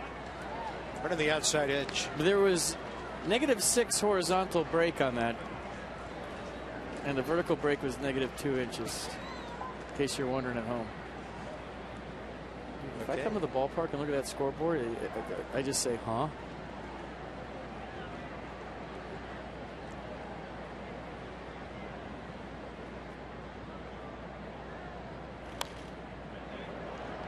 So fastball 94, horizontal break -6 inches, vertical break -3. Huh? Yeah. Huh? And that physics genius Phil Wood once told me that They did a study on baseball, and it's impossible for a fastball to rise when it leaves the mound, unless you throw one up to the screen. Anything in the strike zone. To which one ball player said, well, you've never seen a 95-mile-an-hour fastball. The physics guy said, you've never taken physics, have you? They're athletes, not mathletes. Yeah, that's a lot of information. Take that into arbitration, huh? My vertical break was 1 ball and 2 strikes to Polanco here.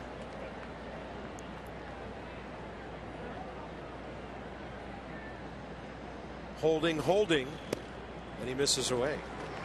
That's why you'll see some guys try to get time when Max Scherzer's in the stretch position, because he'll really hold the freeze runners. That's his best move, too.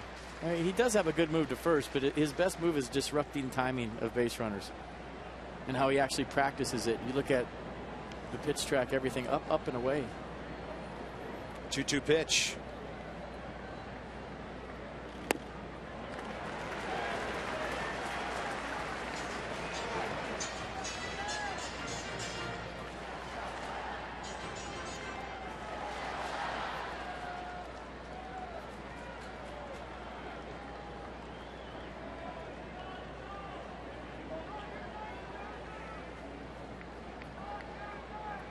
Scherzer has struck out Polanco twice. Runner holding, and Gregory fouls it off left side.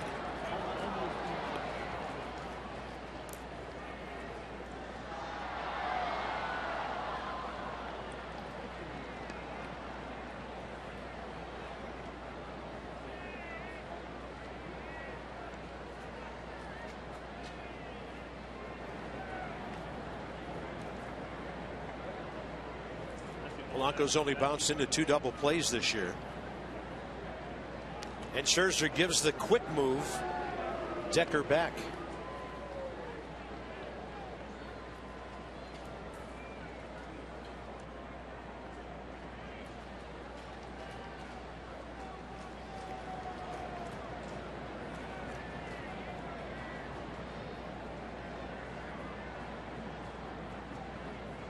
Holding again. And a pretty good battle now. Regardless how this at-bat ends up, I love when Max Scherzer in big situations gets beat with his fastball. There's been a few occasions this year where he's thrown the slider late in games, and there's been some damage done by opposing hitters. But if you read swings throughout the course of the game, the Baltimore game comes to mind with Adam Jones at last at-bat. When he threw him a slider and he shot it out of the yard, his fastball is tough to hit because of the deception and the velocity and the location. It's still his best pitch. And see, he knows one's coming, but he can't get to it. As with a lot of hitters in this situation off Max Scherzer. It's no knock on Polanco.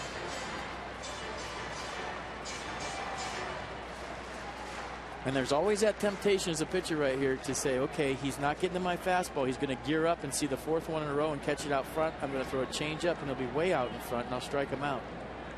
Let's see what he does. Going with the heat.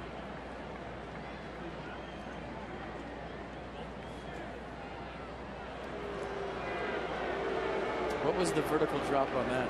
I had it at 3.5 feet. I had a negative. And Tyler Moore's return throw twice the velocity. Didn't say it on the scoreboard, though.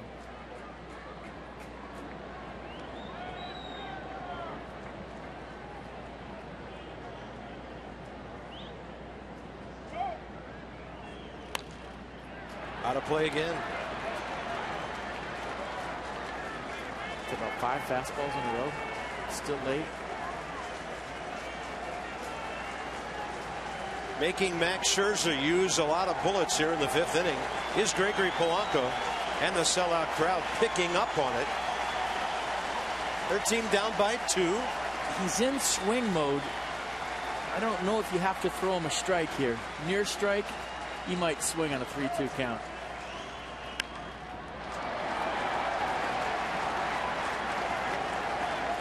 And certain hitters, when they get to 2 strikes, they can't stop. You're swinging, you're swinging, you're swinging. I can't stop swinging. Unless Max Scherzer throws one over his helmet, he's swinging at this 3-2 offering. That's why you're trained to throw a strike here, because you don't want to walk him. But I don't think Max Scherzer needs to throw him a strike, just a near strike. Something that looks like a strike for a minute. Breaking ball. Not a fastball. And the game is tied. What an at-bat by Gregory Polanco.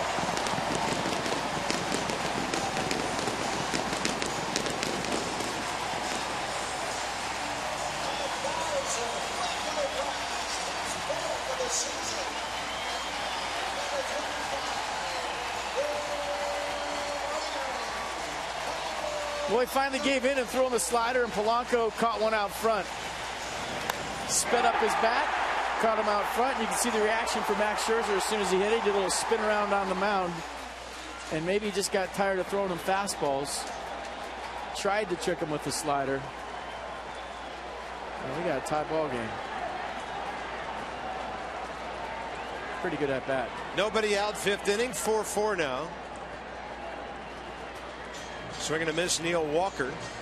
He's 1 for 2. Scherzer's given up 2 homers tonight, 12 on the year.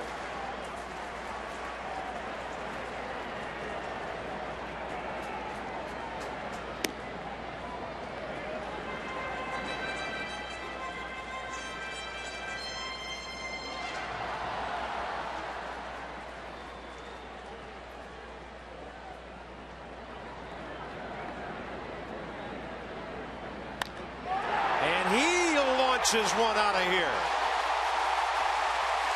That's out of the ballpark.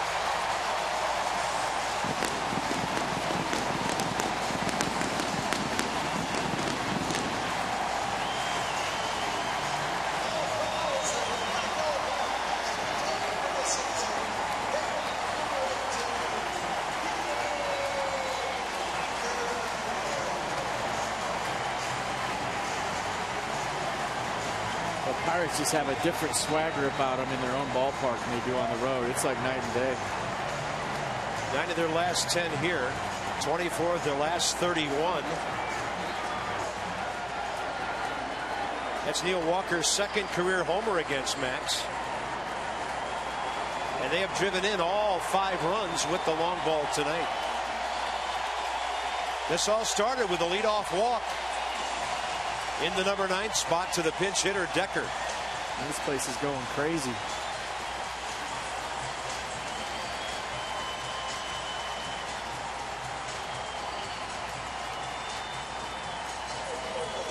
It's smart hit by Neil Walker. He just saw Polanco in front of him get a number of fastballs, not catch up to him. Finally hit a slider out for a home run. And if you're a veteran guy and you're walking up to the plate, you're saying, there's no way that Max Scherzer throws me a slider than what he just threw for the home run. So what did Walker do? He sat dead red. He got his fastball. He caught it out front because he knew Max Scherzer wasn't going to throw the same pitch he threw to Polanco to Neil Walker. Here's McCutchen. Look out here. I mean, if you're a veteran guy, you're paying attention on deck. You're watching sequences to like hitters. If there's a lefty up in front of you, you're watching how he's being pitched. If you're a righty and there's a righty up in front of you, you're watching how he's pitched. So when you walk up there, you have a good idea based on what's just transpired right in front of you. And Walker watched that whole at-bat. He had the best seat in the house for it, and he knew he wasn't getting a slider. He was getting a fastball. Left-hander Sammy Solis now for the Nats. Max Scherzer's shortest outing of the year 3 starts ago. 4 2/3 against the Reds in that 5-0 loss. He's gone at least 6 every other start this year. Every time. 18.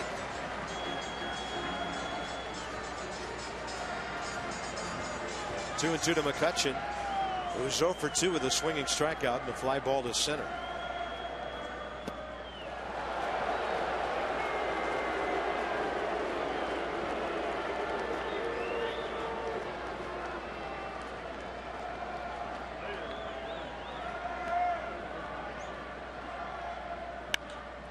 McCutchen rips one to Danny Espinosa. Danny rips it to first. 1 out. Next up, Marte.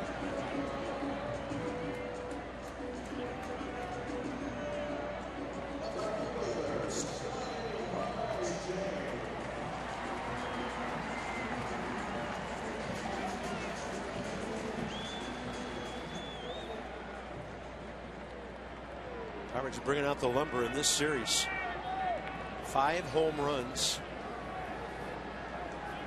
in a game and a half. Marte based it up the middle last time. And that's well foul. For a warm night, this ballpark's playing small. 8 of their 13 hits last night went for extra bases. But Max Scherzer, being the veteran that he is, knows that if he keeps us a 1-run deficit, his ball club definitely has a chance to win this game, because this ballpark is playing as small as I've seen it play here tonight. Yep.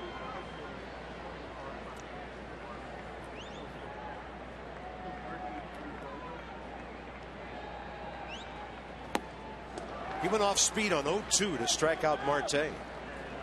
Strikeout number 8 for Max. And one of tonight's nemesis, Jung Ho Kang, coming up. He's 2 for 2. 6-game hitting streak now, 12 hits. Every game a multi-hit game.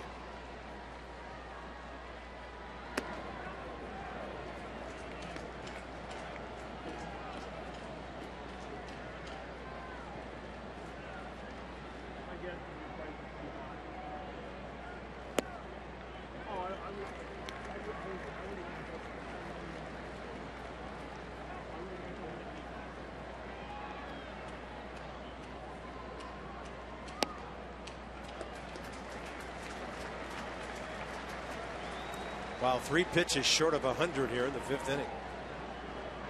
He had 44 pitches through 3. And Kang robbed by Espinosa. Vertical leap by the former shortstop second baseman, playing the red hot corner. I'll tell you what, Escobar doesn't get this ball because he doesn't play as deep as Danny Espinosa is. Look how deep Espinosa is. He's playing almost on the grass at third base because of his big arm, and allows him to make an unbelievable play.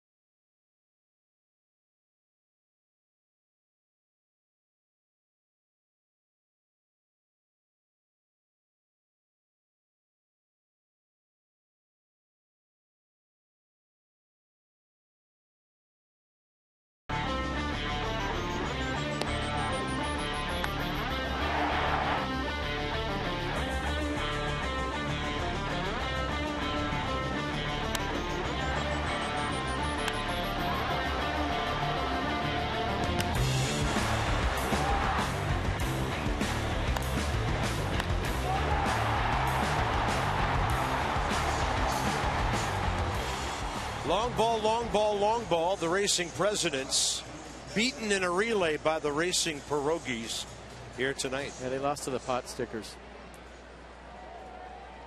Vance Worley converted to a reliever this year. 17 starts for the Pirates last year. Previous time as a starter with the Phillies and Minnesota for 1 year.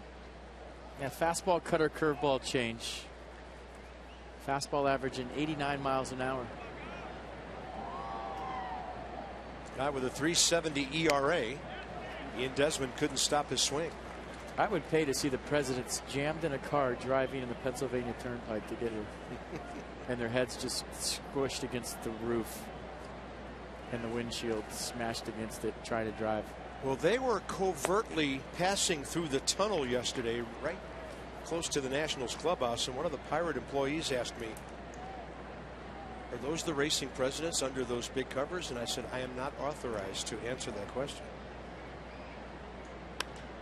Desmond jammed enough, but he still might get it out of the park. How about that? Ian Desmond, number 101. And this thing's back even at 5. That's a strong man's home run.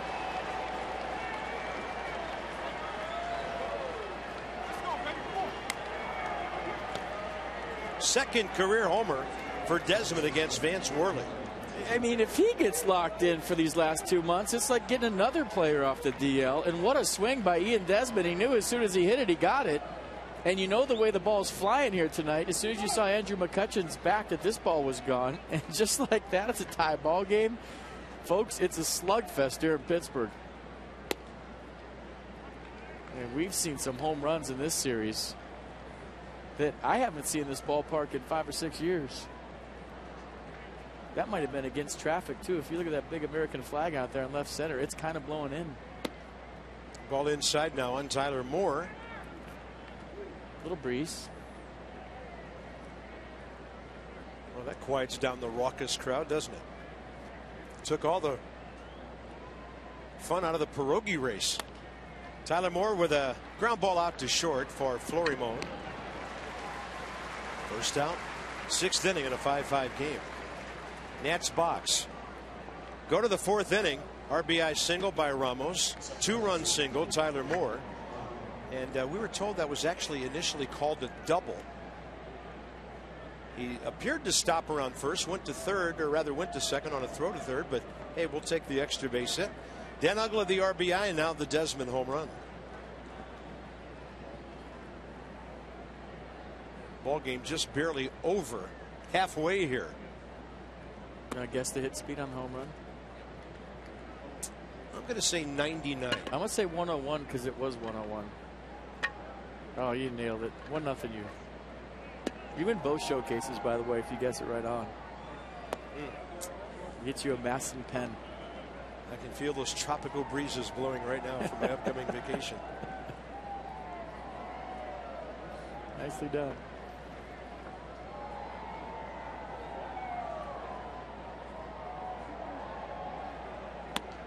Over the inside edge. 2 balls, 1 strike.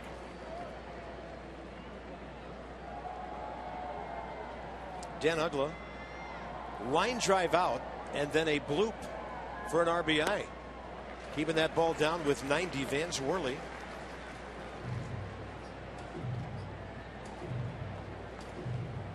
And the conversion to relief has been a little rough for him. That's his 6th home run given up. His opponent's batting over 280 against him. Holds on to that one too long. 3-2.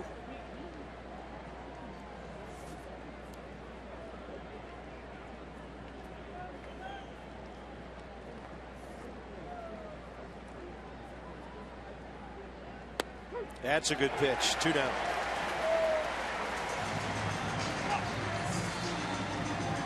DC Lexus dealers are donating $250 to the Children's National Health System for every home run one of the Nationals hits this year. It's for a wonderful cause, Lexus, the pursuit of perfection. Baseball fun again for Ian Desmond, and we love that.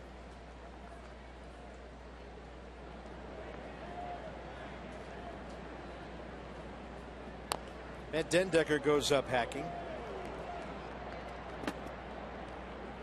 So into the 9 o'clock hour here in Pittsburgh. Crazy ball game tonight. Pirates led 2-0. Nats went up 4-2. Pirates 5-4. The Desmond homer ties it at 5. With the number 9 spot on deck, and Max Scherzer does not have a bat and a helmet over there.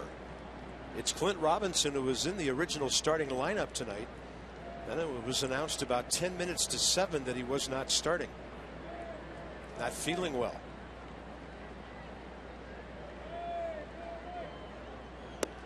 Dendecker looks at strike 2. Well, Max Scherzer off the hook, and at the moment looking to get a no decision. And if Dendecker can run into one,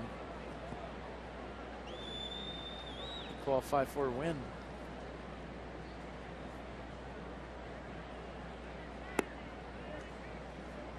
Dendecker facing Worley for the first time.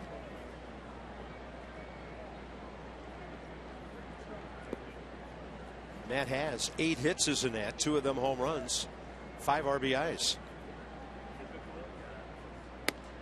Up with a fastball, can't get it. So Ian Desmond ties the game. His 10th of the year, 101st of his career, and that's the first one of his homers lately that he's hit to the bull side. Strong enough to get it out of here. 5-5.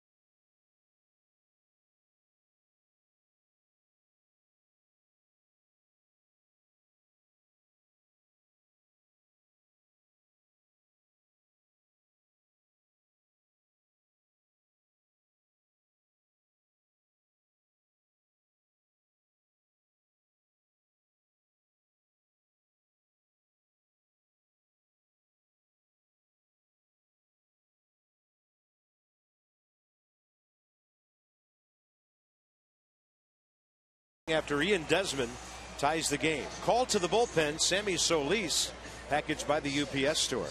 Your one-stop shop for all your small business needs. Let us handle your mailbox service needs. We love logistics. Tyler Moore goes to left field. Clint Robinson will be batting to lead off the 7th in the number 9 spot. He'll be playing first base, and the new pitcher is Solis. Fastball, curveball change. Fastball averaging 93, curveball 82, changeup 84.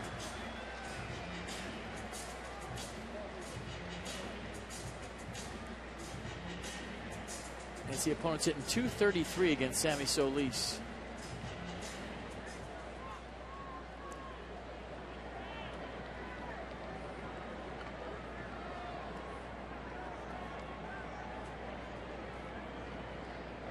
Pirates seeing Sammy for the first time. Good looking 94 right in there.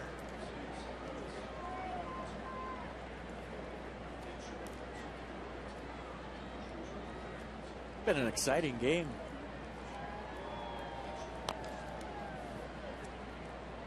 And Pedro Alvarez ran into a Max Scherzer fastball and hit it a ton. Look where he catches it, way out in front. You see the reach by Ramos. What, maybe like a 4 or 5 inch mistake? Not that bad a pitch. But Pedro Alvarez just caught it out front and hit it into the drink.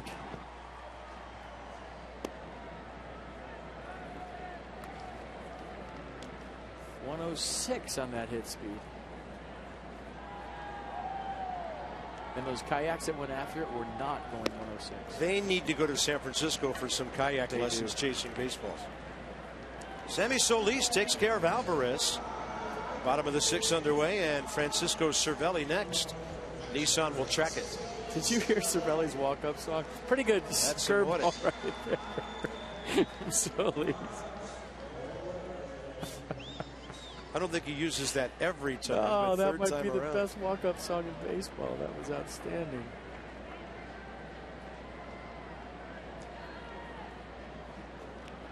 Well, it is nice to know that some ball players know there was music before electronic keyboards were invented. Yeah.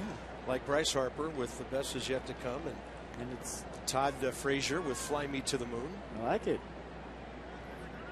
Clever. Guys who have been well raised. And I also like whoever kidnapped the organist tonight. I need to slip a little something, tell him thanks. I didn't like the number he played while Wilson Ramos was trying to get the planets out of his eyes a couple of innings ago. Maybe Mike Rizzo, the Godfather, had something to do with the organist not being here tonight. He's here, but I think he's been told to tone it down. He's in the river, swimming. 1 ball, 1 strike to Cervelli. And that's a fastball low and away. 2-1.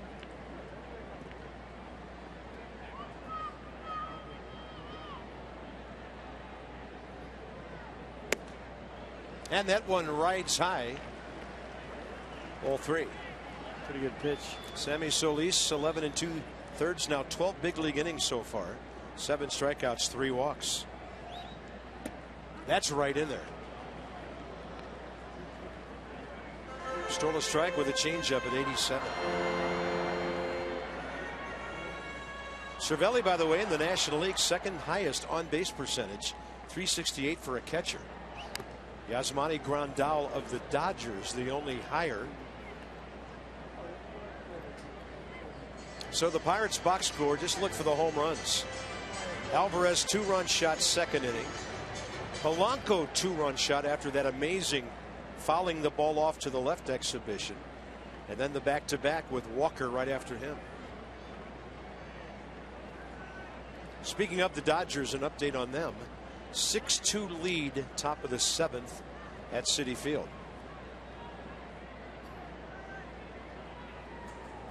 Cervelli not feeling well after that one.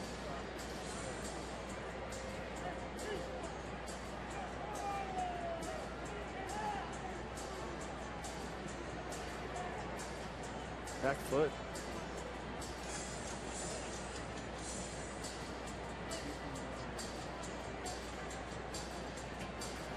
Yeah, he's got the shin guard on the front foot, and the front ankle. I usually don't foul a ball off your back foot. Usually the front foot. The count's 3-2 with 1 out. Solis throws him a strike, and he just bumps it into right field. Rice over to cover it. He was playing toward the line. The Pirates have only gone 1 inning without a hit tonight, and that was the 1-2-3 first.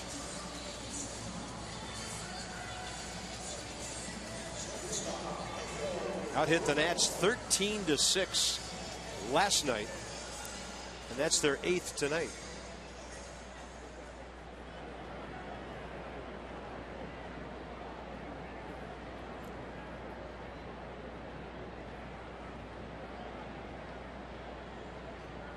Florimon, strikeout and a ground ball.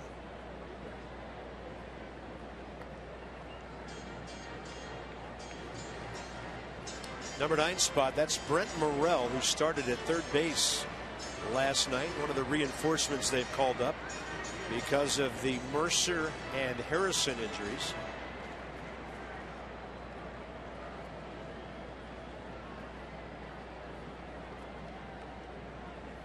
Florimon at the big league level this year, 1 for 6, playing in his 3rd game.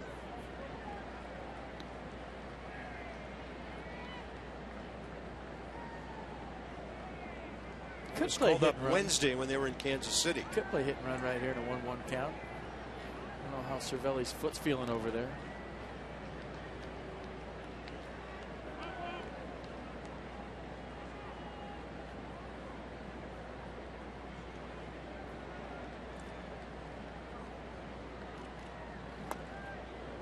'85 slipping by the right-handed batter. 1 ball, 2 strikes.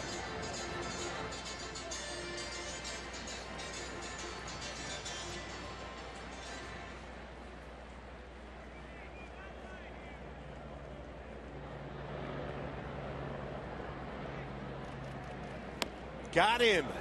Sammy's got a good changeup going tonight. 2 down.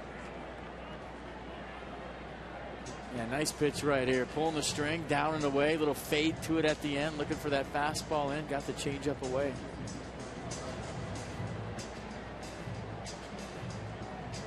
Brent Morrell hit 8th and went 1 for 3 last night.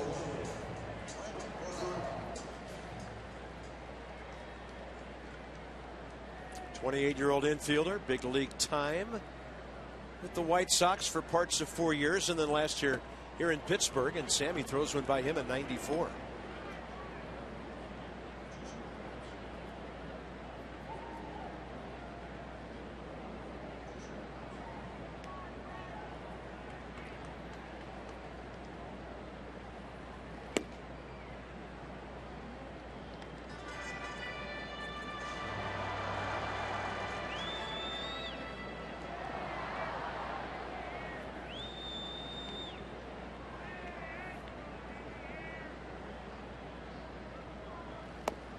Boy, he's got some kind of off speed. Yeah, great changeup going. I mean, the fastball's mid-90s with some sink to it, but the changeup is mimicking the fastball. They're identical in the arm speed and the movement. Both have a little fade to them, little sink to them.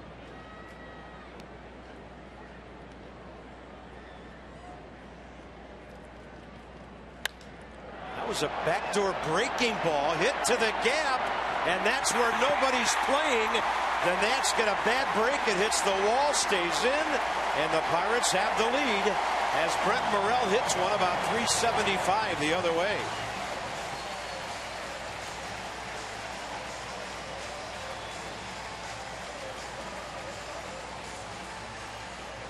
Well, didn't see the changeup well, and they went to the curveball, and the curveball just kind of stayed up. Well, really not that much up. A pretty good pitch. He just was looking out there, driving the ball the other way.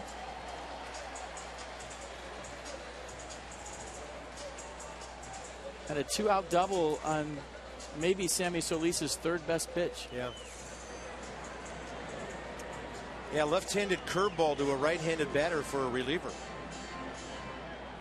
So top of the order now, Gregory Polanco, who had the dramatic at-bat last time up, culminating in a 2-run game-tying homer when it looked like Max Scherzer had a chance to put a stranglehold on the rest of the game.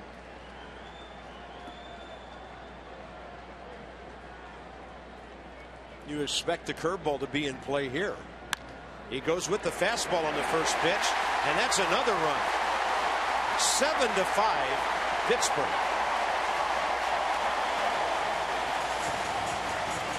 Two-out lightning here by the Pirates in the 6th. 3 RBIs for Polanco now. And next up, the switch hitter, Neil Walker.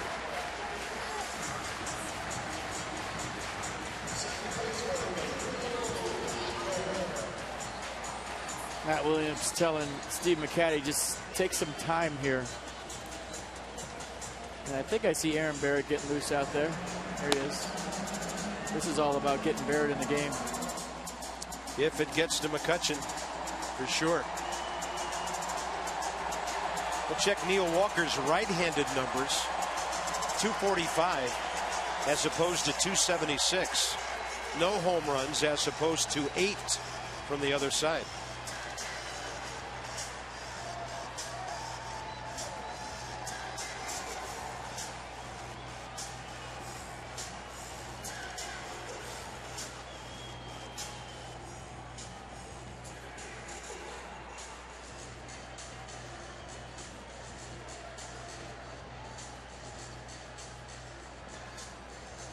I hope that both of these clubs are fortunate enough to get in the playoffs, and I hope the Nats come back here and play a playoff game, because this place on a Friday night is rocking, and I can't imagine what it's like in October.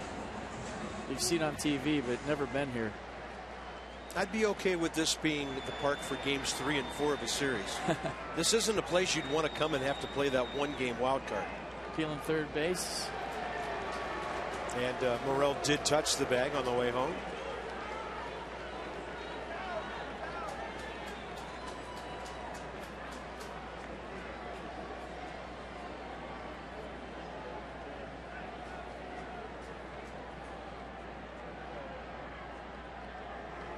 Polanco a running threat 17 steals on the year.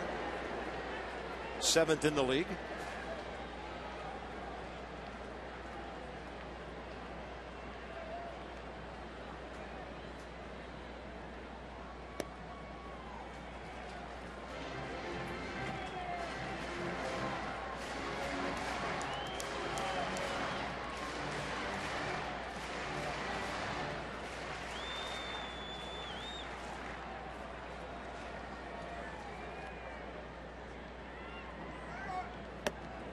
There's that good changeup away from the right-hander at 84. 1 ball, 1 strike.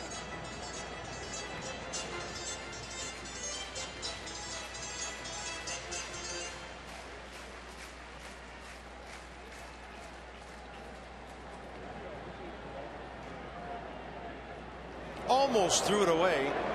Clint Robinson had to go in the foul ground to grab it. A lot of white showing on that ball out of his glove, too. That ball was so far offline that Nick Leyva, the first base coach, was bailing.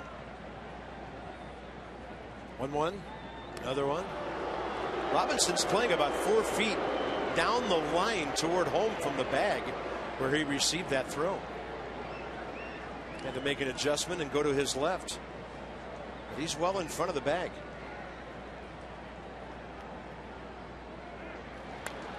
Runner going, and a fastball fouled straight back. That was just I bet you they don't throw over 3 times in a row. Guess and go. And he got one whale of a jump. And Neil Walker had a good rip at that, too.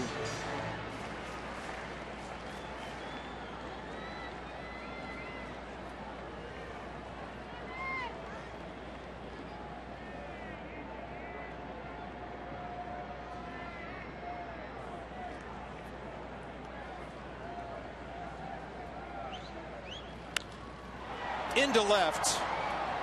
Tyler Moore waiting for it. Pirates do big damage in the 6th. 3 hits, 2 runs. What's the final score of this going to be? Robinson about to lead off.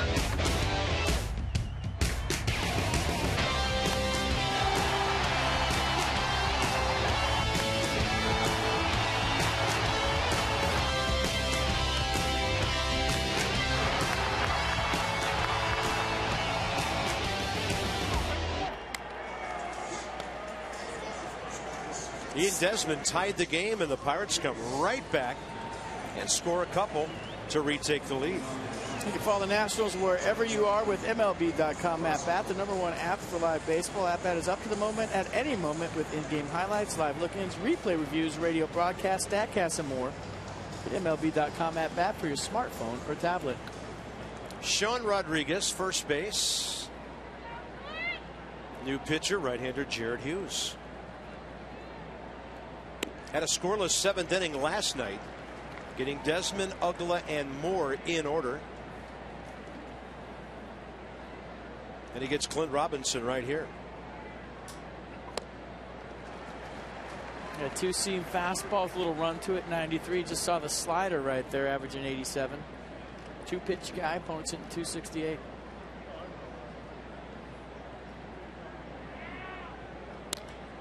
Right up the middle, but on the shift, it should have been a play made. Florimon just dropped it. That'll be his first error as a Pirate. That's a big play. One-run ball game. You're down to the last 3 innings. Or two-run ball game. You're down the last 3 innings, and the leadoff man aboard. Now the tie and run at the plate. The former Michael Taylor has some pop. Pirates have made 70 errors. Only Milwaukee more in the National League. Taylor looking for his first hit of the series. Hit it hard last time, a line drive right at the shortstop. That's ball 1. There was no need to rush for Florimon right there. He had plenty of time with Robinson running, kind of peeked up. And a play that has to be made at this level.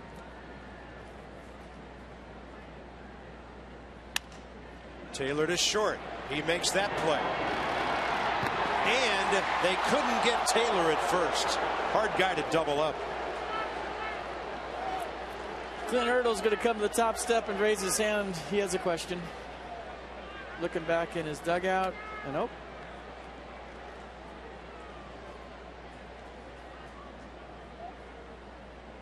Looks safe from up here. Probably looks safe in the clubhouse. They're not going to challenge. And Danny Espinosa represents the time run now. Look at Michael Taylor hustle to keep that time run at the plate. Yep. And anytime you keep an inning alive so that Bryce Harper can bat, well, you can fill in the blank. Espinosa left-handed, 244. He's 0 for 2 career against Hughes.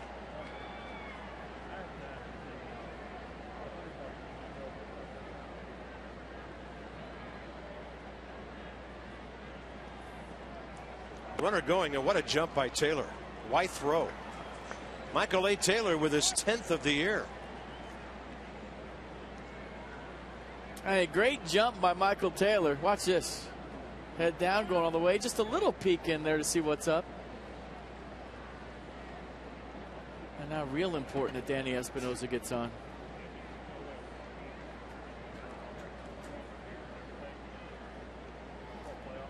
I mean, that's how you steal a base down 2 runs. That kind of jump and be 100% sure that whoever's pitching is that deliberate to the plate.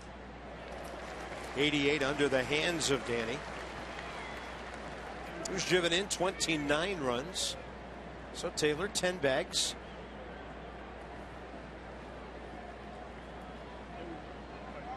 Danny Espinosa hit his first major league home run in this ballpark back in 2010. Seems like he's just got to hit one on the barrel in the air tonight. You got a good chance. 0-2. Tapper, fair ball. Cervelli, well played to Rodriguez. 2 outs. Bryce Harper will face a right-hander here.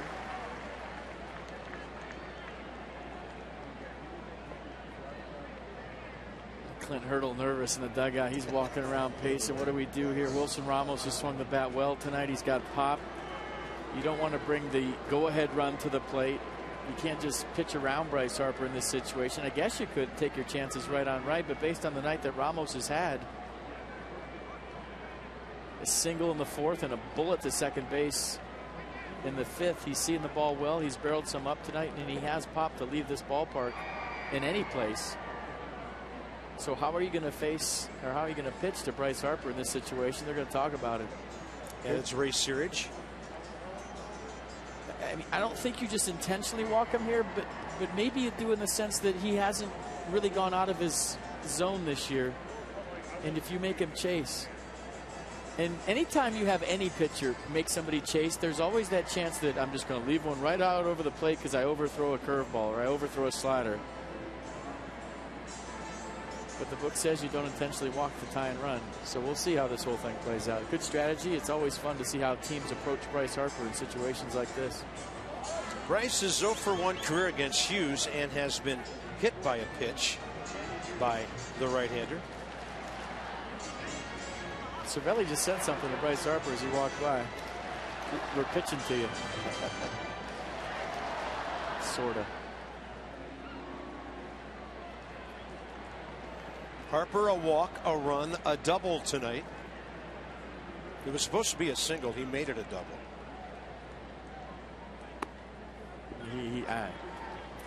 I can't believe they're even doing this, to be honest with you. But maybe Wilson Ramos's at-bats, like I said, have had an effect on Clint Hurdle's decision. Just for a number, Ramos 0 for 3 career against Hughes. And maybe because small sample is so slow to the plate. They're thinking Bryce Harper will be on second in a few pitches if they intentionally walk him anyways. But Bryce always ready for a mistake.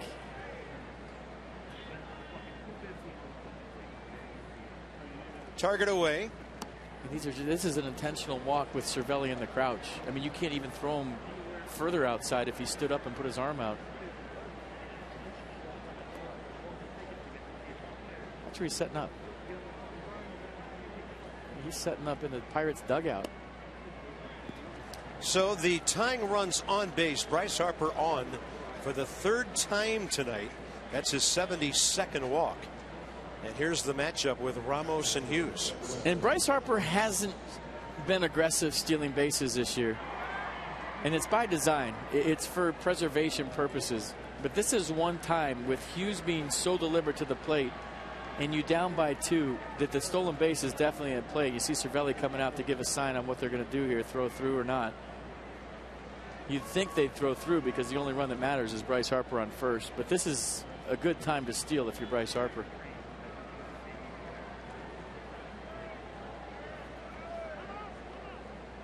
Ramos 1 for 3. Pardon me. 1 for 3 with a line drive that was labeled for the right center gap last time. Already has driven in 1 run tonight.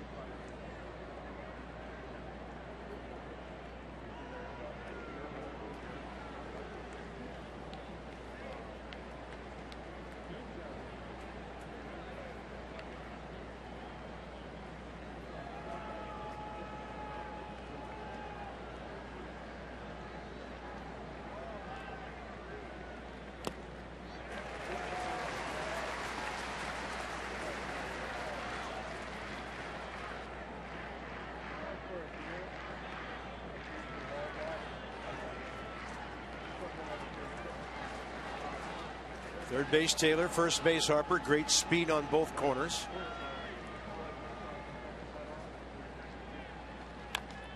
And Ramos now in the hole 0-2.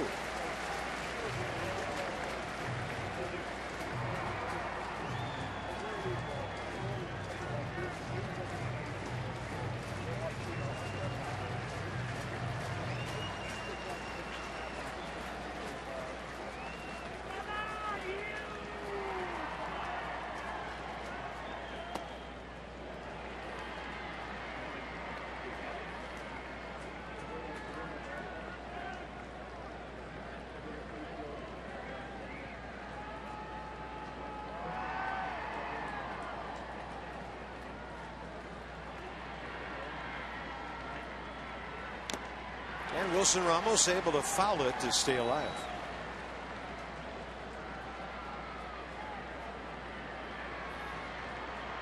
I always say late in the game, tie and run, go ahead run, make it beat you the big part of the park. Well, the big part of the park here is left center field, and they're throwing fastballs into Wilson Ramos because they know he has opposite field pop.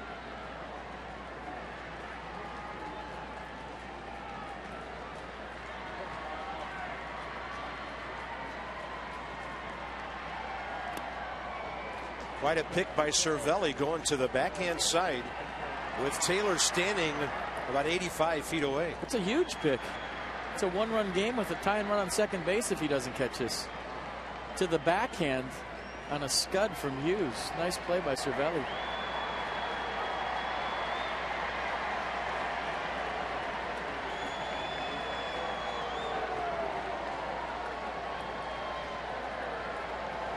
Two balls, 2 strikes. Ramos Gio stands way off the plate, and they still got him inside. So the Nats will strand a couple. They've left 5 tonight. We arrive at the Hyundai 7th inning stretch at the base of the Roberto Clemente Bridge in Pittsburgh. Beautiful night. Crazy game. 7-5 Bucks.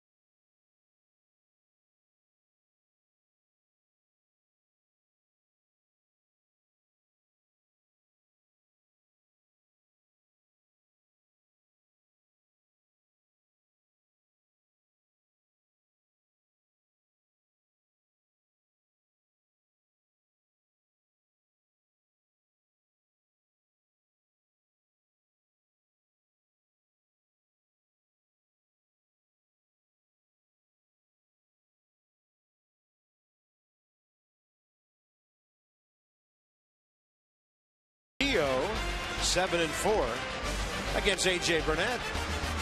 Burnett's 12-6 against the Nats. Gio 3-0 against the Pirates. There'll be a lot of back and forth between those two tomorrow night. Coverage begins at 6:30 p.m. Nats Extra, Masson 2, Game 3 of this series before the Nats have to face Garrett Cole on Sunday afternoon. Aaron Barrett, the 3rd Washington pitcher of the night. Yeah, mid-90s fastball with some arm side run, meaning it'll run into some right-handers. A little bit of sink to it as well. And a mid-80s slider to go with it. 35th appearance for Barrett. Lefty's hitting just 194 against the right-hander. McCutchen 0-for-1 career with a walk against Aaron. Nats have kept the number 3 hitter quiet tonight. 2-for-4 with a 2-run homer last night. 0-for-3 this evening. All 3 of those against Max Scherzer.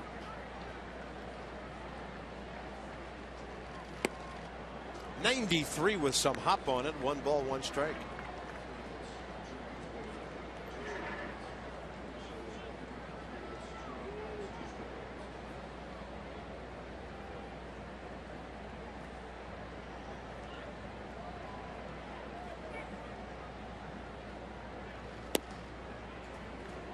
Aaron Barrett's got little Mike Fetters in him when he comes set.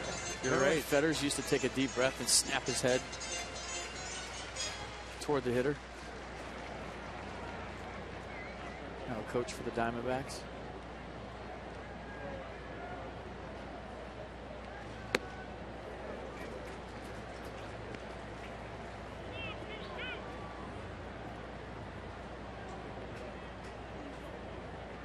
Three balls, 1 strike.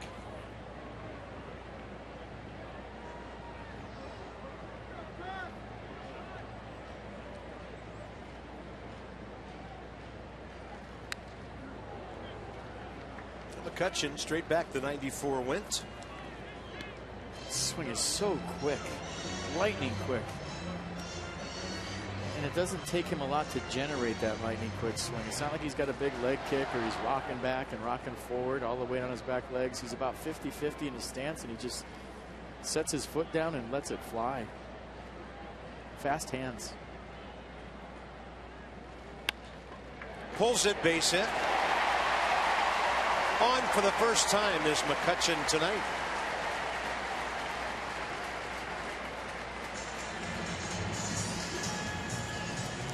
'11th hit for the Pirates. Swing I'm talking about, just gets a slider, lets it travel. We talked about it last night. His decision-making process, he's able to let that ball travel a little farther than most hitters because of his fast hands. Marte 1 for 3.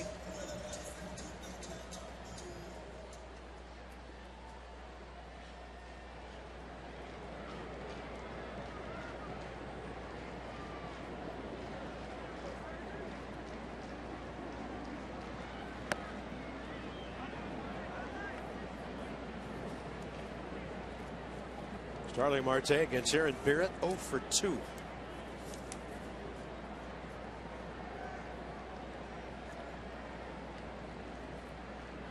McCutchen only 5 stolen bases this year. He's been caught twice.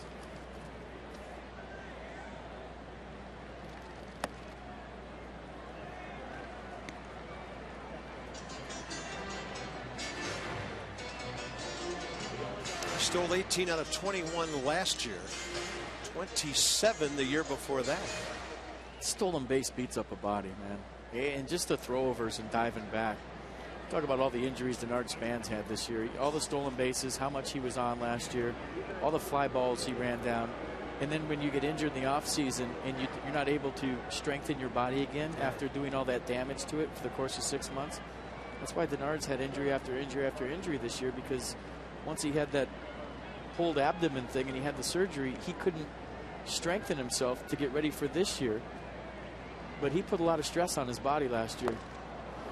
It's almost like a reliever that throws too many innings and then they have the tough year the next year. Well, Denard Span, with all the stolen bases, on base, all the hits, all the great plays in center field, and not able to rest and then get strong again for this year.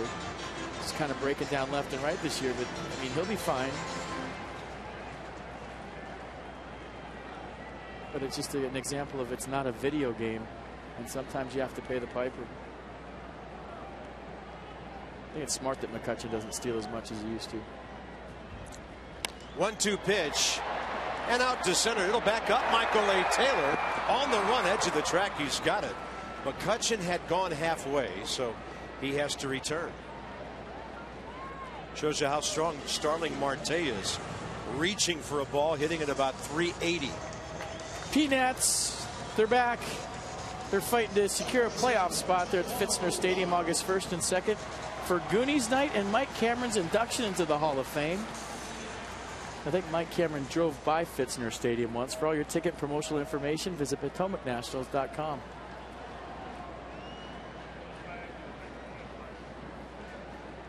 I mean, if you're within like, what, a 10-mile radius, you're in the Peanuts Hall of Fame. Bob, if you drive by there, you will be in the Broadcasting Hall of Fame. Really? Just drive by. Wow. I did. I drove by there a couple years ago. I'll be reading the promo about you in their Hall of Fame next year. Guess you need to let them know you're coming. That's a good fastball by Aaron Barrett at 94. Oh, they just see the cars driving. I've driven down the Prince William Parkway. Yeah, there's Carp. He's in the Hall of Fame. Is that Mike Cameron I just saw drive by? Yep, Hall of Fame.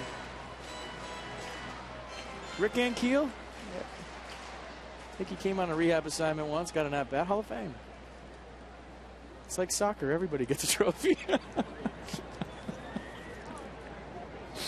Killing myself. Up the middle. Desmond can go to the bag, so if he chooses, he'll relay to Ugla, though, to turn the 6-4-3. So Aaron Barrett puts his 0 up on the board. It's been a long night in Pittsburgh, folks, but plenty of time to go for the Nats. Freight Railworks duo. Ian Desmond, number 100 last night, 101 tonight. It's a 7-5 game with 2 innings to go.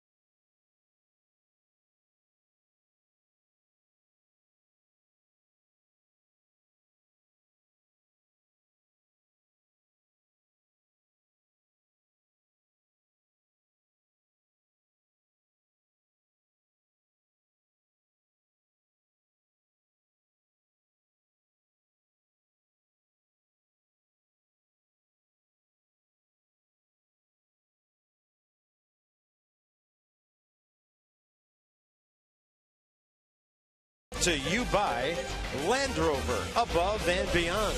And by Airlines for America, where airplanes land, opportunity takes off.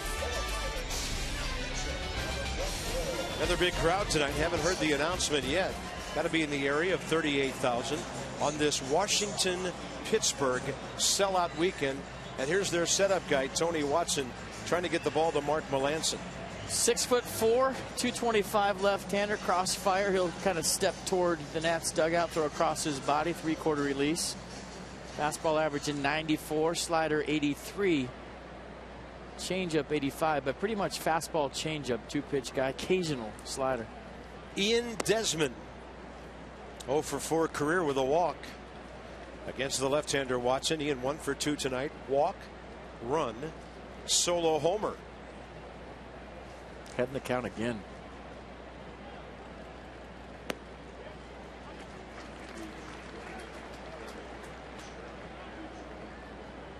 Casey Jansen for the bottom of the 8th.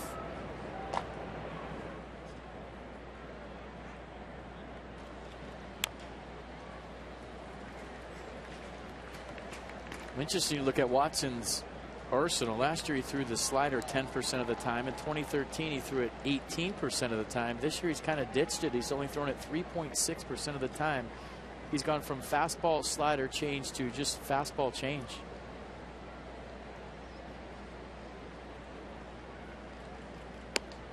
Good take by Ian Desmond on a fastball.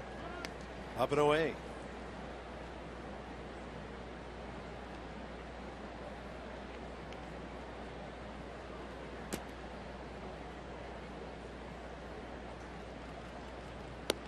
That's a perfect pitch when you get that call.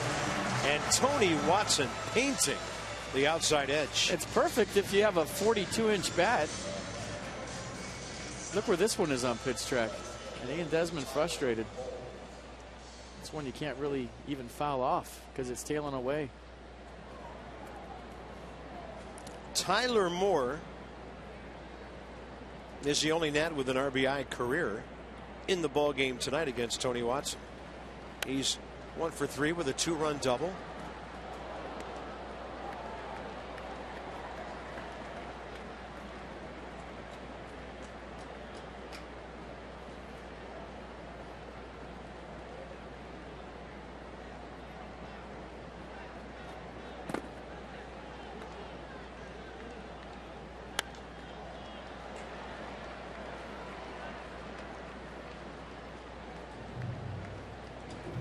Never miss a game update, behind the scenes moment, or exclusive contests. Follow @Masson Nationals on Twitter for all the latest Nats buzz.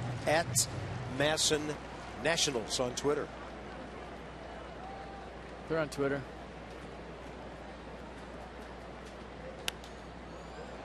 In the air, left side. Florimon goes out, but it's Marte's ball. Starling Marte, 2 outs. Dan Uggla will be next.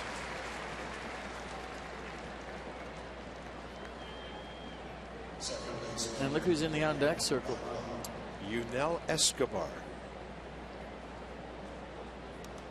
Pitcher spot next.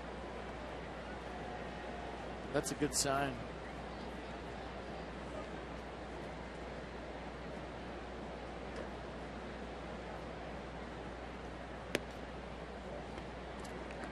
Dan Uggla career against Watson, 0 for 1 with a base on balls.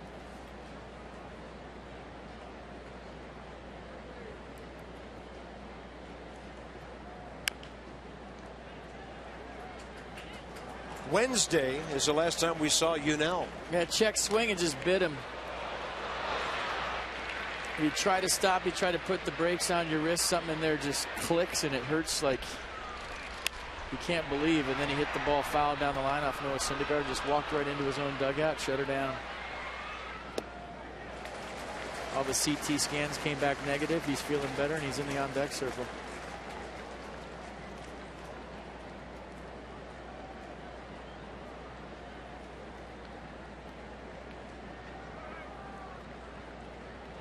One ball, 2 strikes with 2 outs.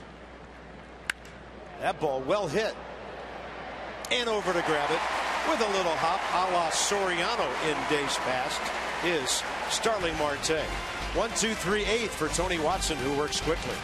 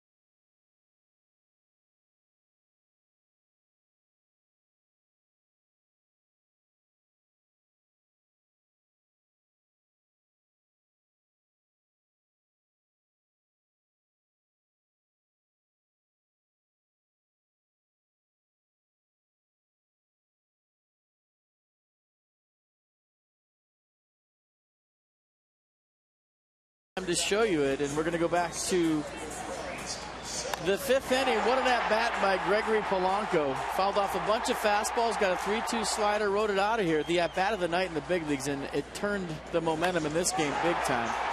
And then Neil Walker follows with a solo shot on a fastball to right center field. And home runs are going to happen, but I know Max Scherzer is going to be kicking himself for the leadoff walk to Jeff Decker. Yeah. Only his second walk in his last 6 starts. Something you just don't see from Max Scherzer. So some good at-bats after the walk. And like I said, Polanco with the at-bat of the night in the big leagues and one of the best we've seen in a long time. Slider away, bottom of the 8th inning underway. Casey Janssen against Pedro Alvarez.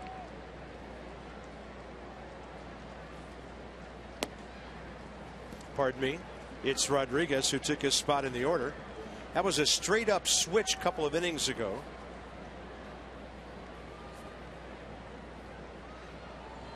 Sean Rodriguez, a 208 hitter.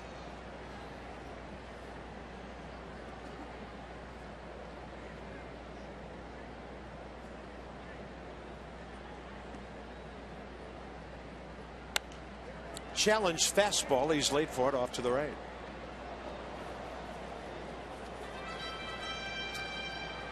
Casey Jansen's been great. He's starting to get into his form, starting to get strong again. His location has been impeccable the last 5 times out. Look at that cutter right on the black. I mean, he's hitting the glove, he's hitting the spots, and we love the energy. Human cup of coffee, there he is.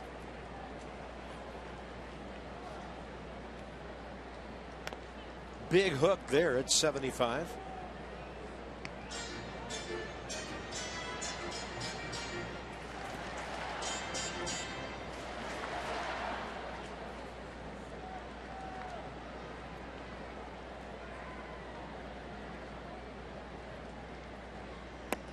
Perfect. Cutting right to the outside edge.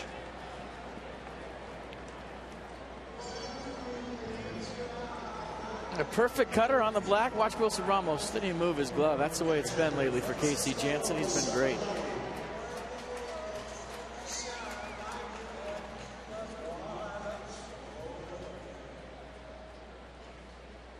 Here's Francisco Cervelli. Thank you again, Dean Martin.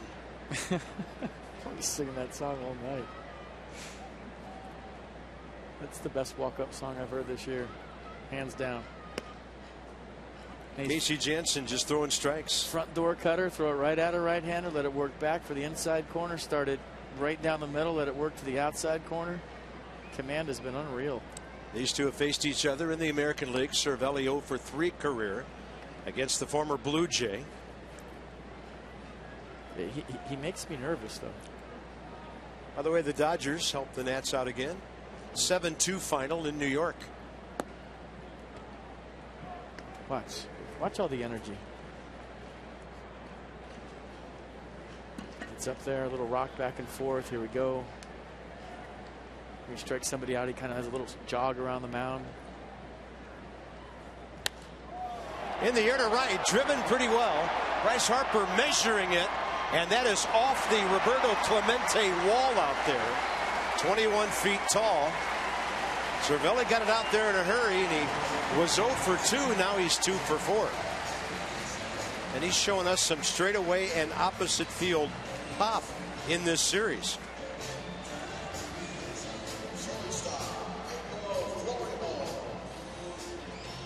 Good pitch, right where he wanted it to. That's just where Cervelli likes it. And we saw him with that home run to straightaway last night. Then good job, Bryce Harper, playing this ball off the wall, not trying to do anything crazy right there. And a one-out double for Cervelli.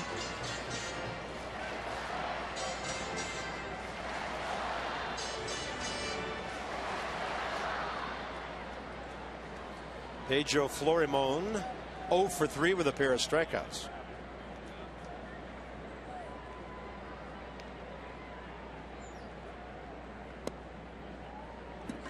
Jansen trying to get the call at the knees. Travis Ishikawa.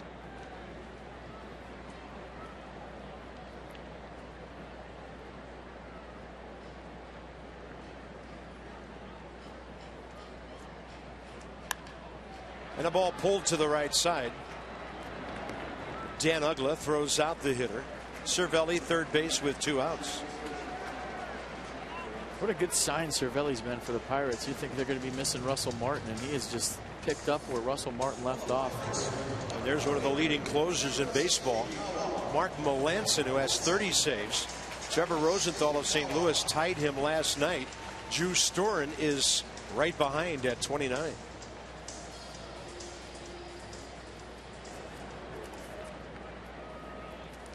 And if you're wondering where this name sounds familiar to you, it's just a little walk-off home run to win the National League Championship last year for the Giants. Travis Ishikawa.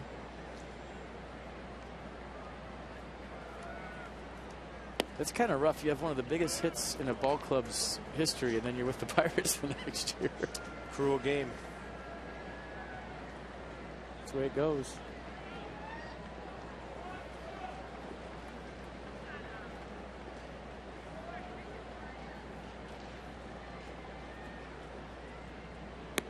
And Jansen with the fastball up.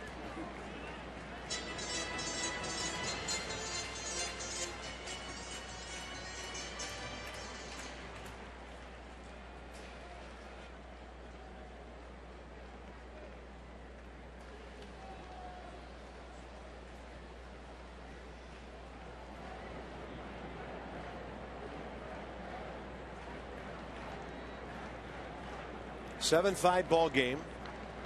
Nats have 3 outs left with which to work, trying to keep it right here. And Ishikawa will foul it off to the left side.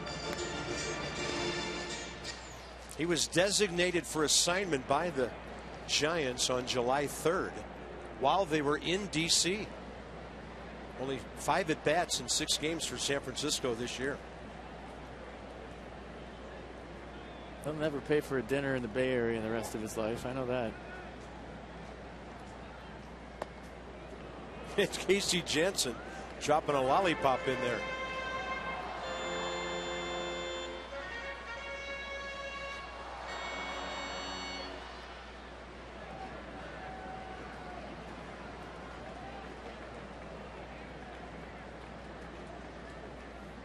Two balls, 2 strikes. Fastball up.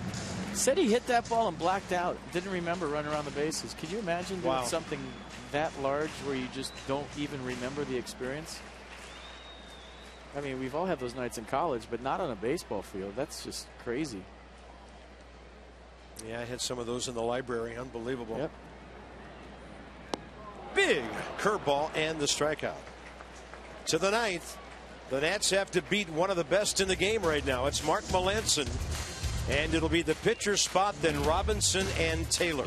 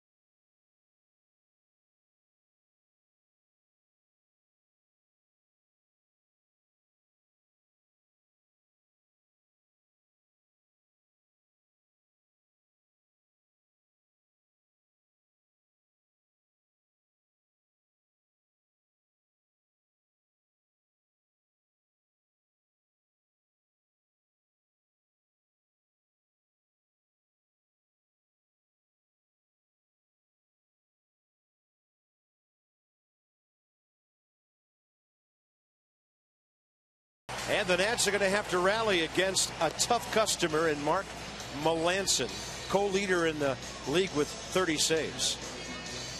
Well, he's going to throw you a lot of cutters 67% of the time. So his fastball, the straight one, averages 91. The cutter, 90. So cutter, curveball, and that's it. 2 pitches. He throws the straight fastball 7% of the time. The cutter, 67% of the time.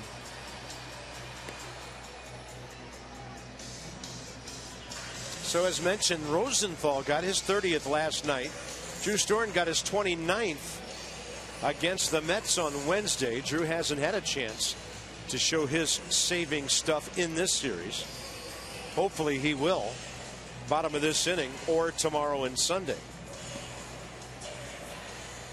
But the Nats have to rally big. And it looks like Manny Burris will be leading off. He'll be hitting for the pitcher.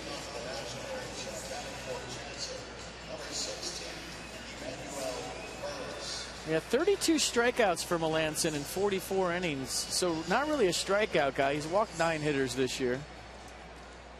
A pitch to contact closer. And it's up to Emmanuel Burris to try to get on for Clint Robinson.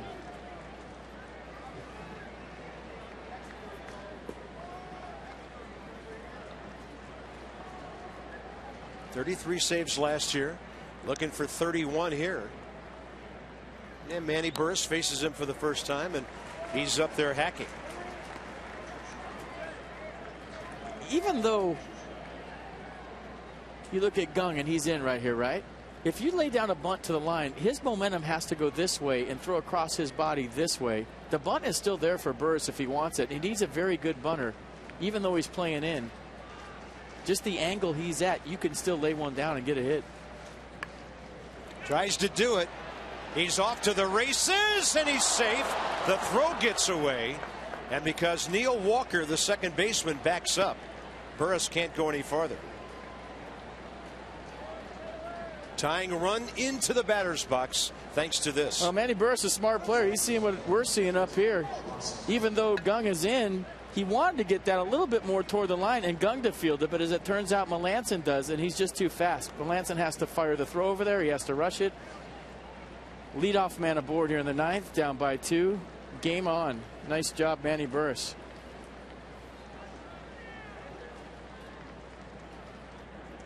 Next up, Clint Robinson. He faces Melancon for the first time.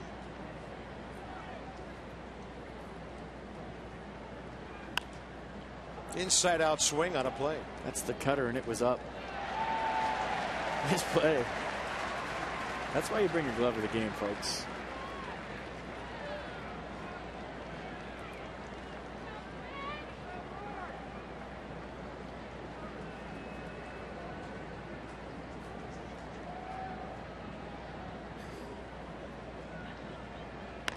Robinson jammed. Throw to short for 1. Return throw. It's a 3-6-3 double play.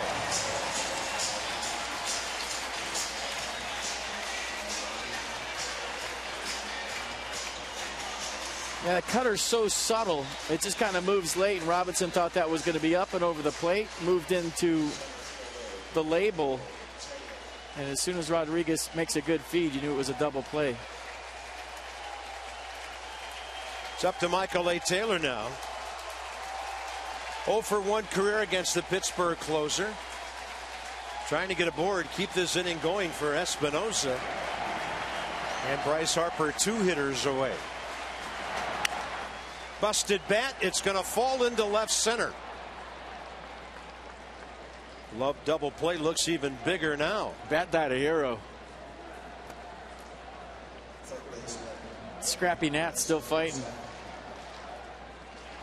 Bunsen play too for Espinosa here. Where Gung's playing, he's got it if he wants it.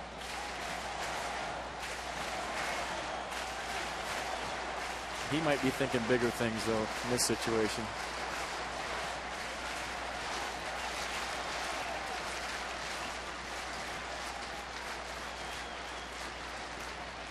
Danny Espinosa 0 for 1 career against Mark Melancon.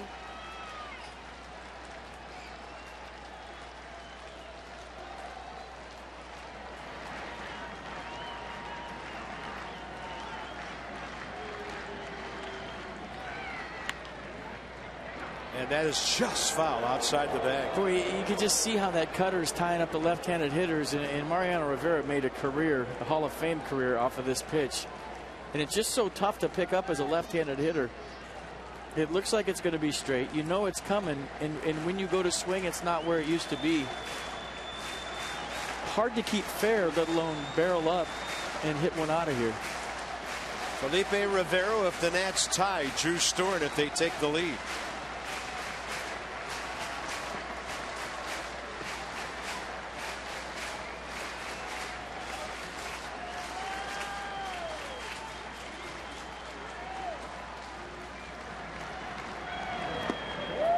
That was a breaking ball, diving. No balls, 2 strikes.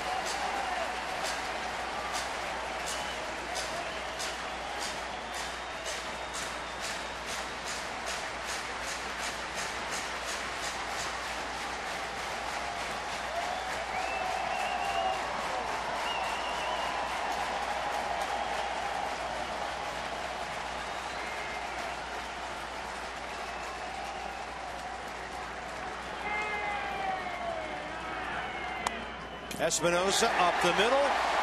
Game over. Pirates have won the first 2 games of this series. And the Nats will have to make a comeback behind Gio Gonzalez tomorrow night and then again on Sunday. More in a moment from PNC Park. The Bucks have beaten the Nats again.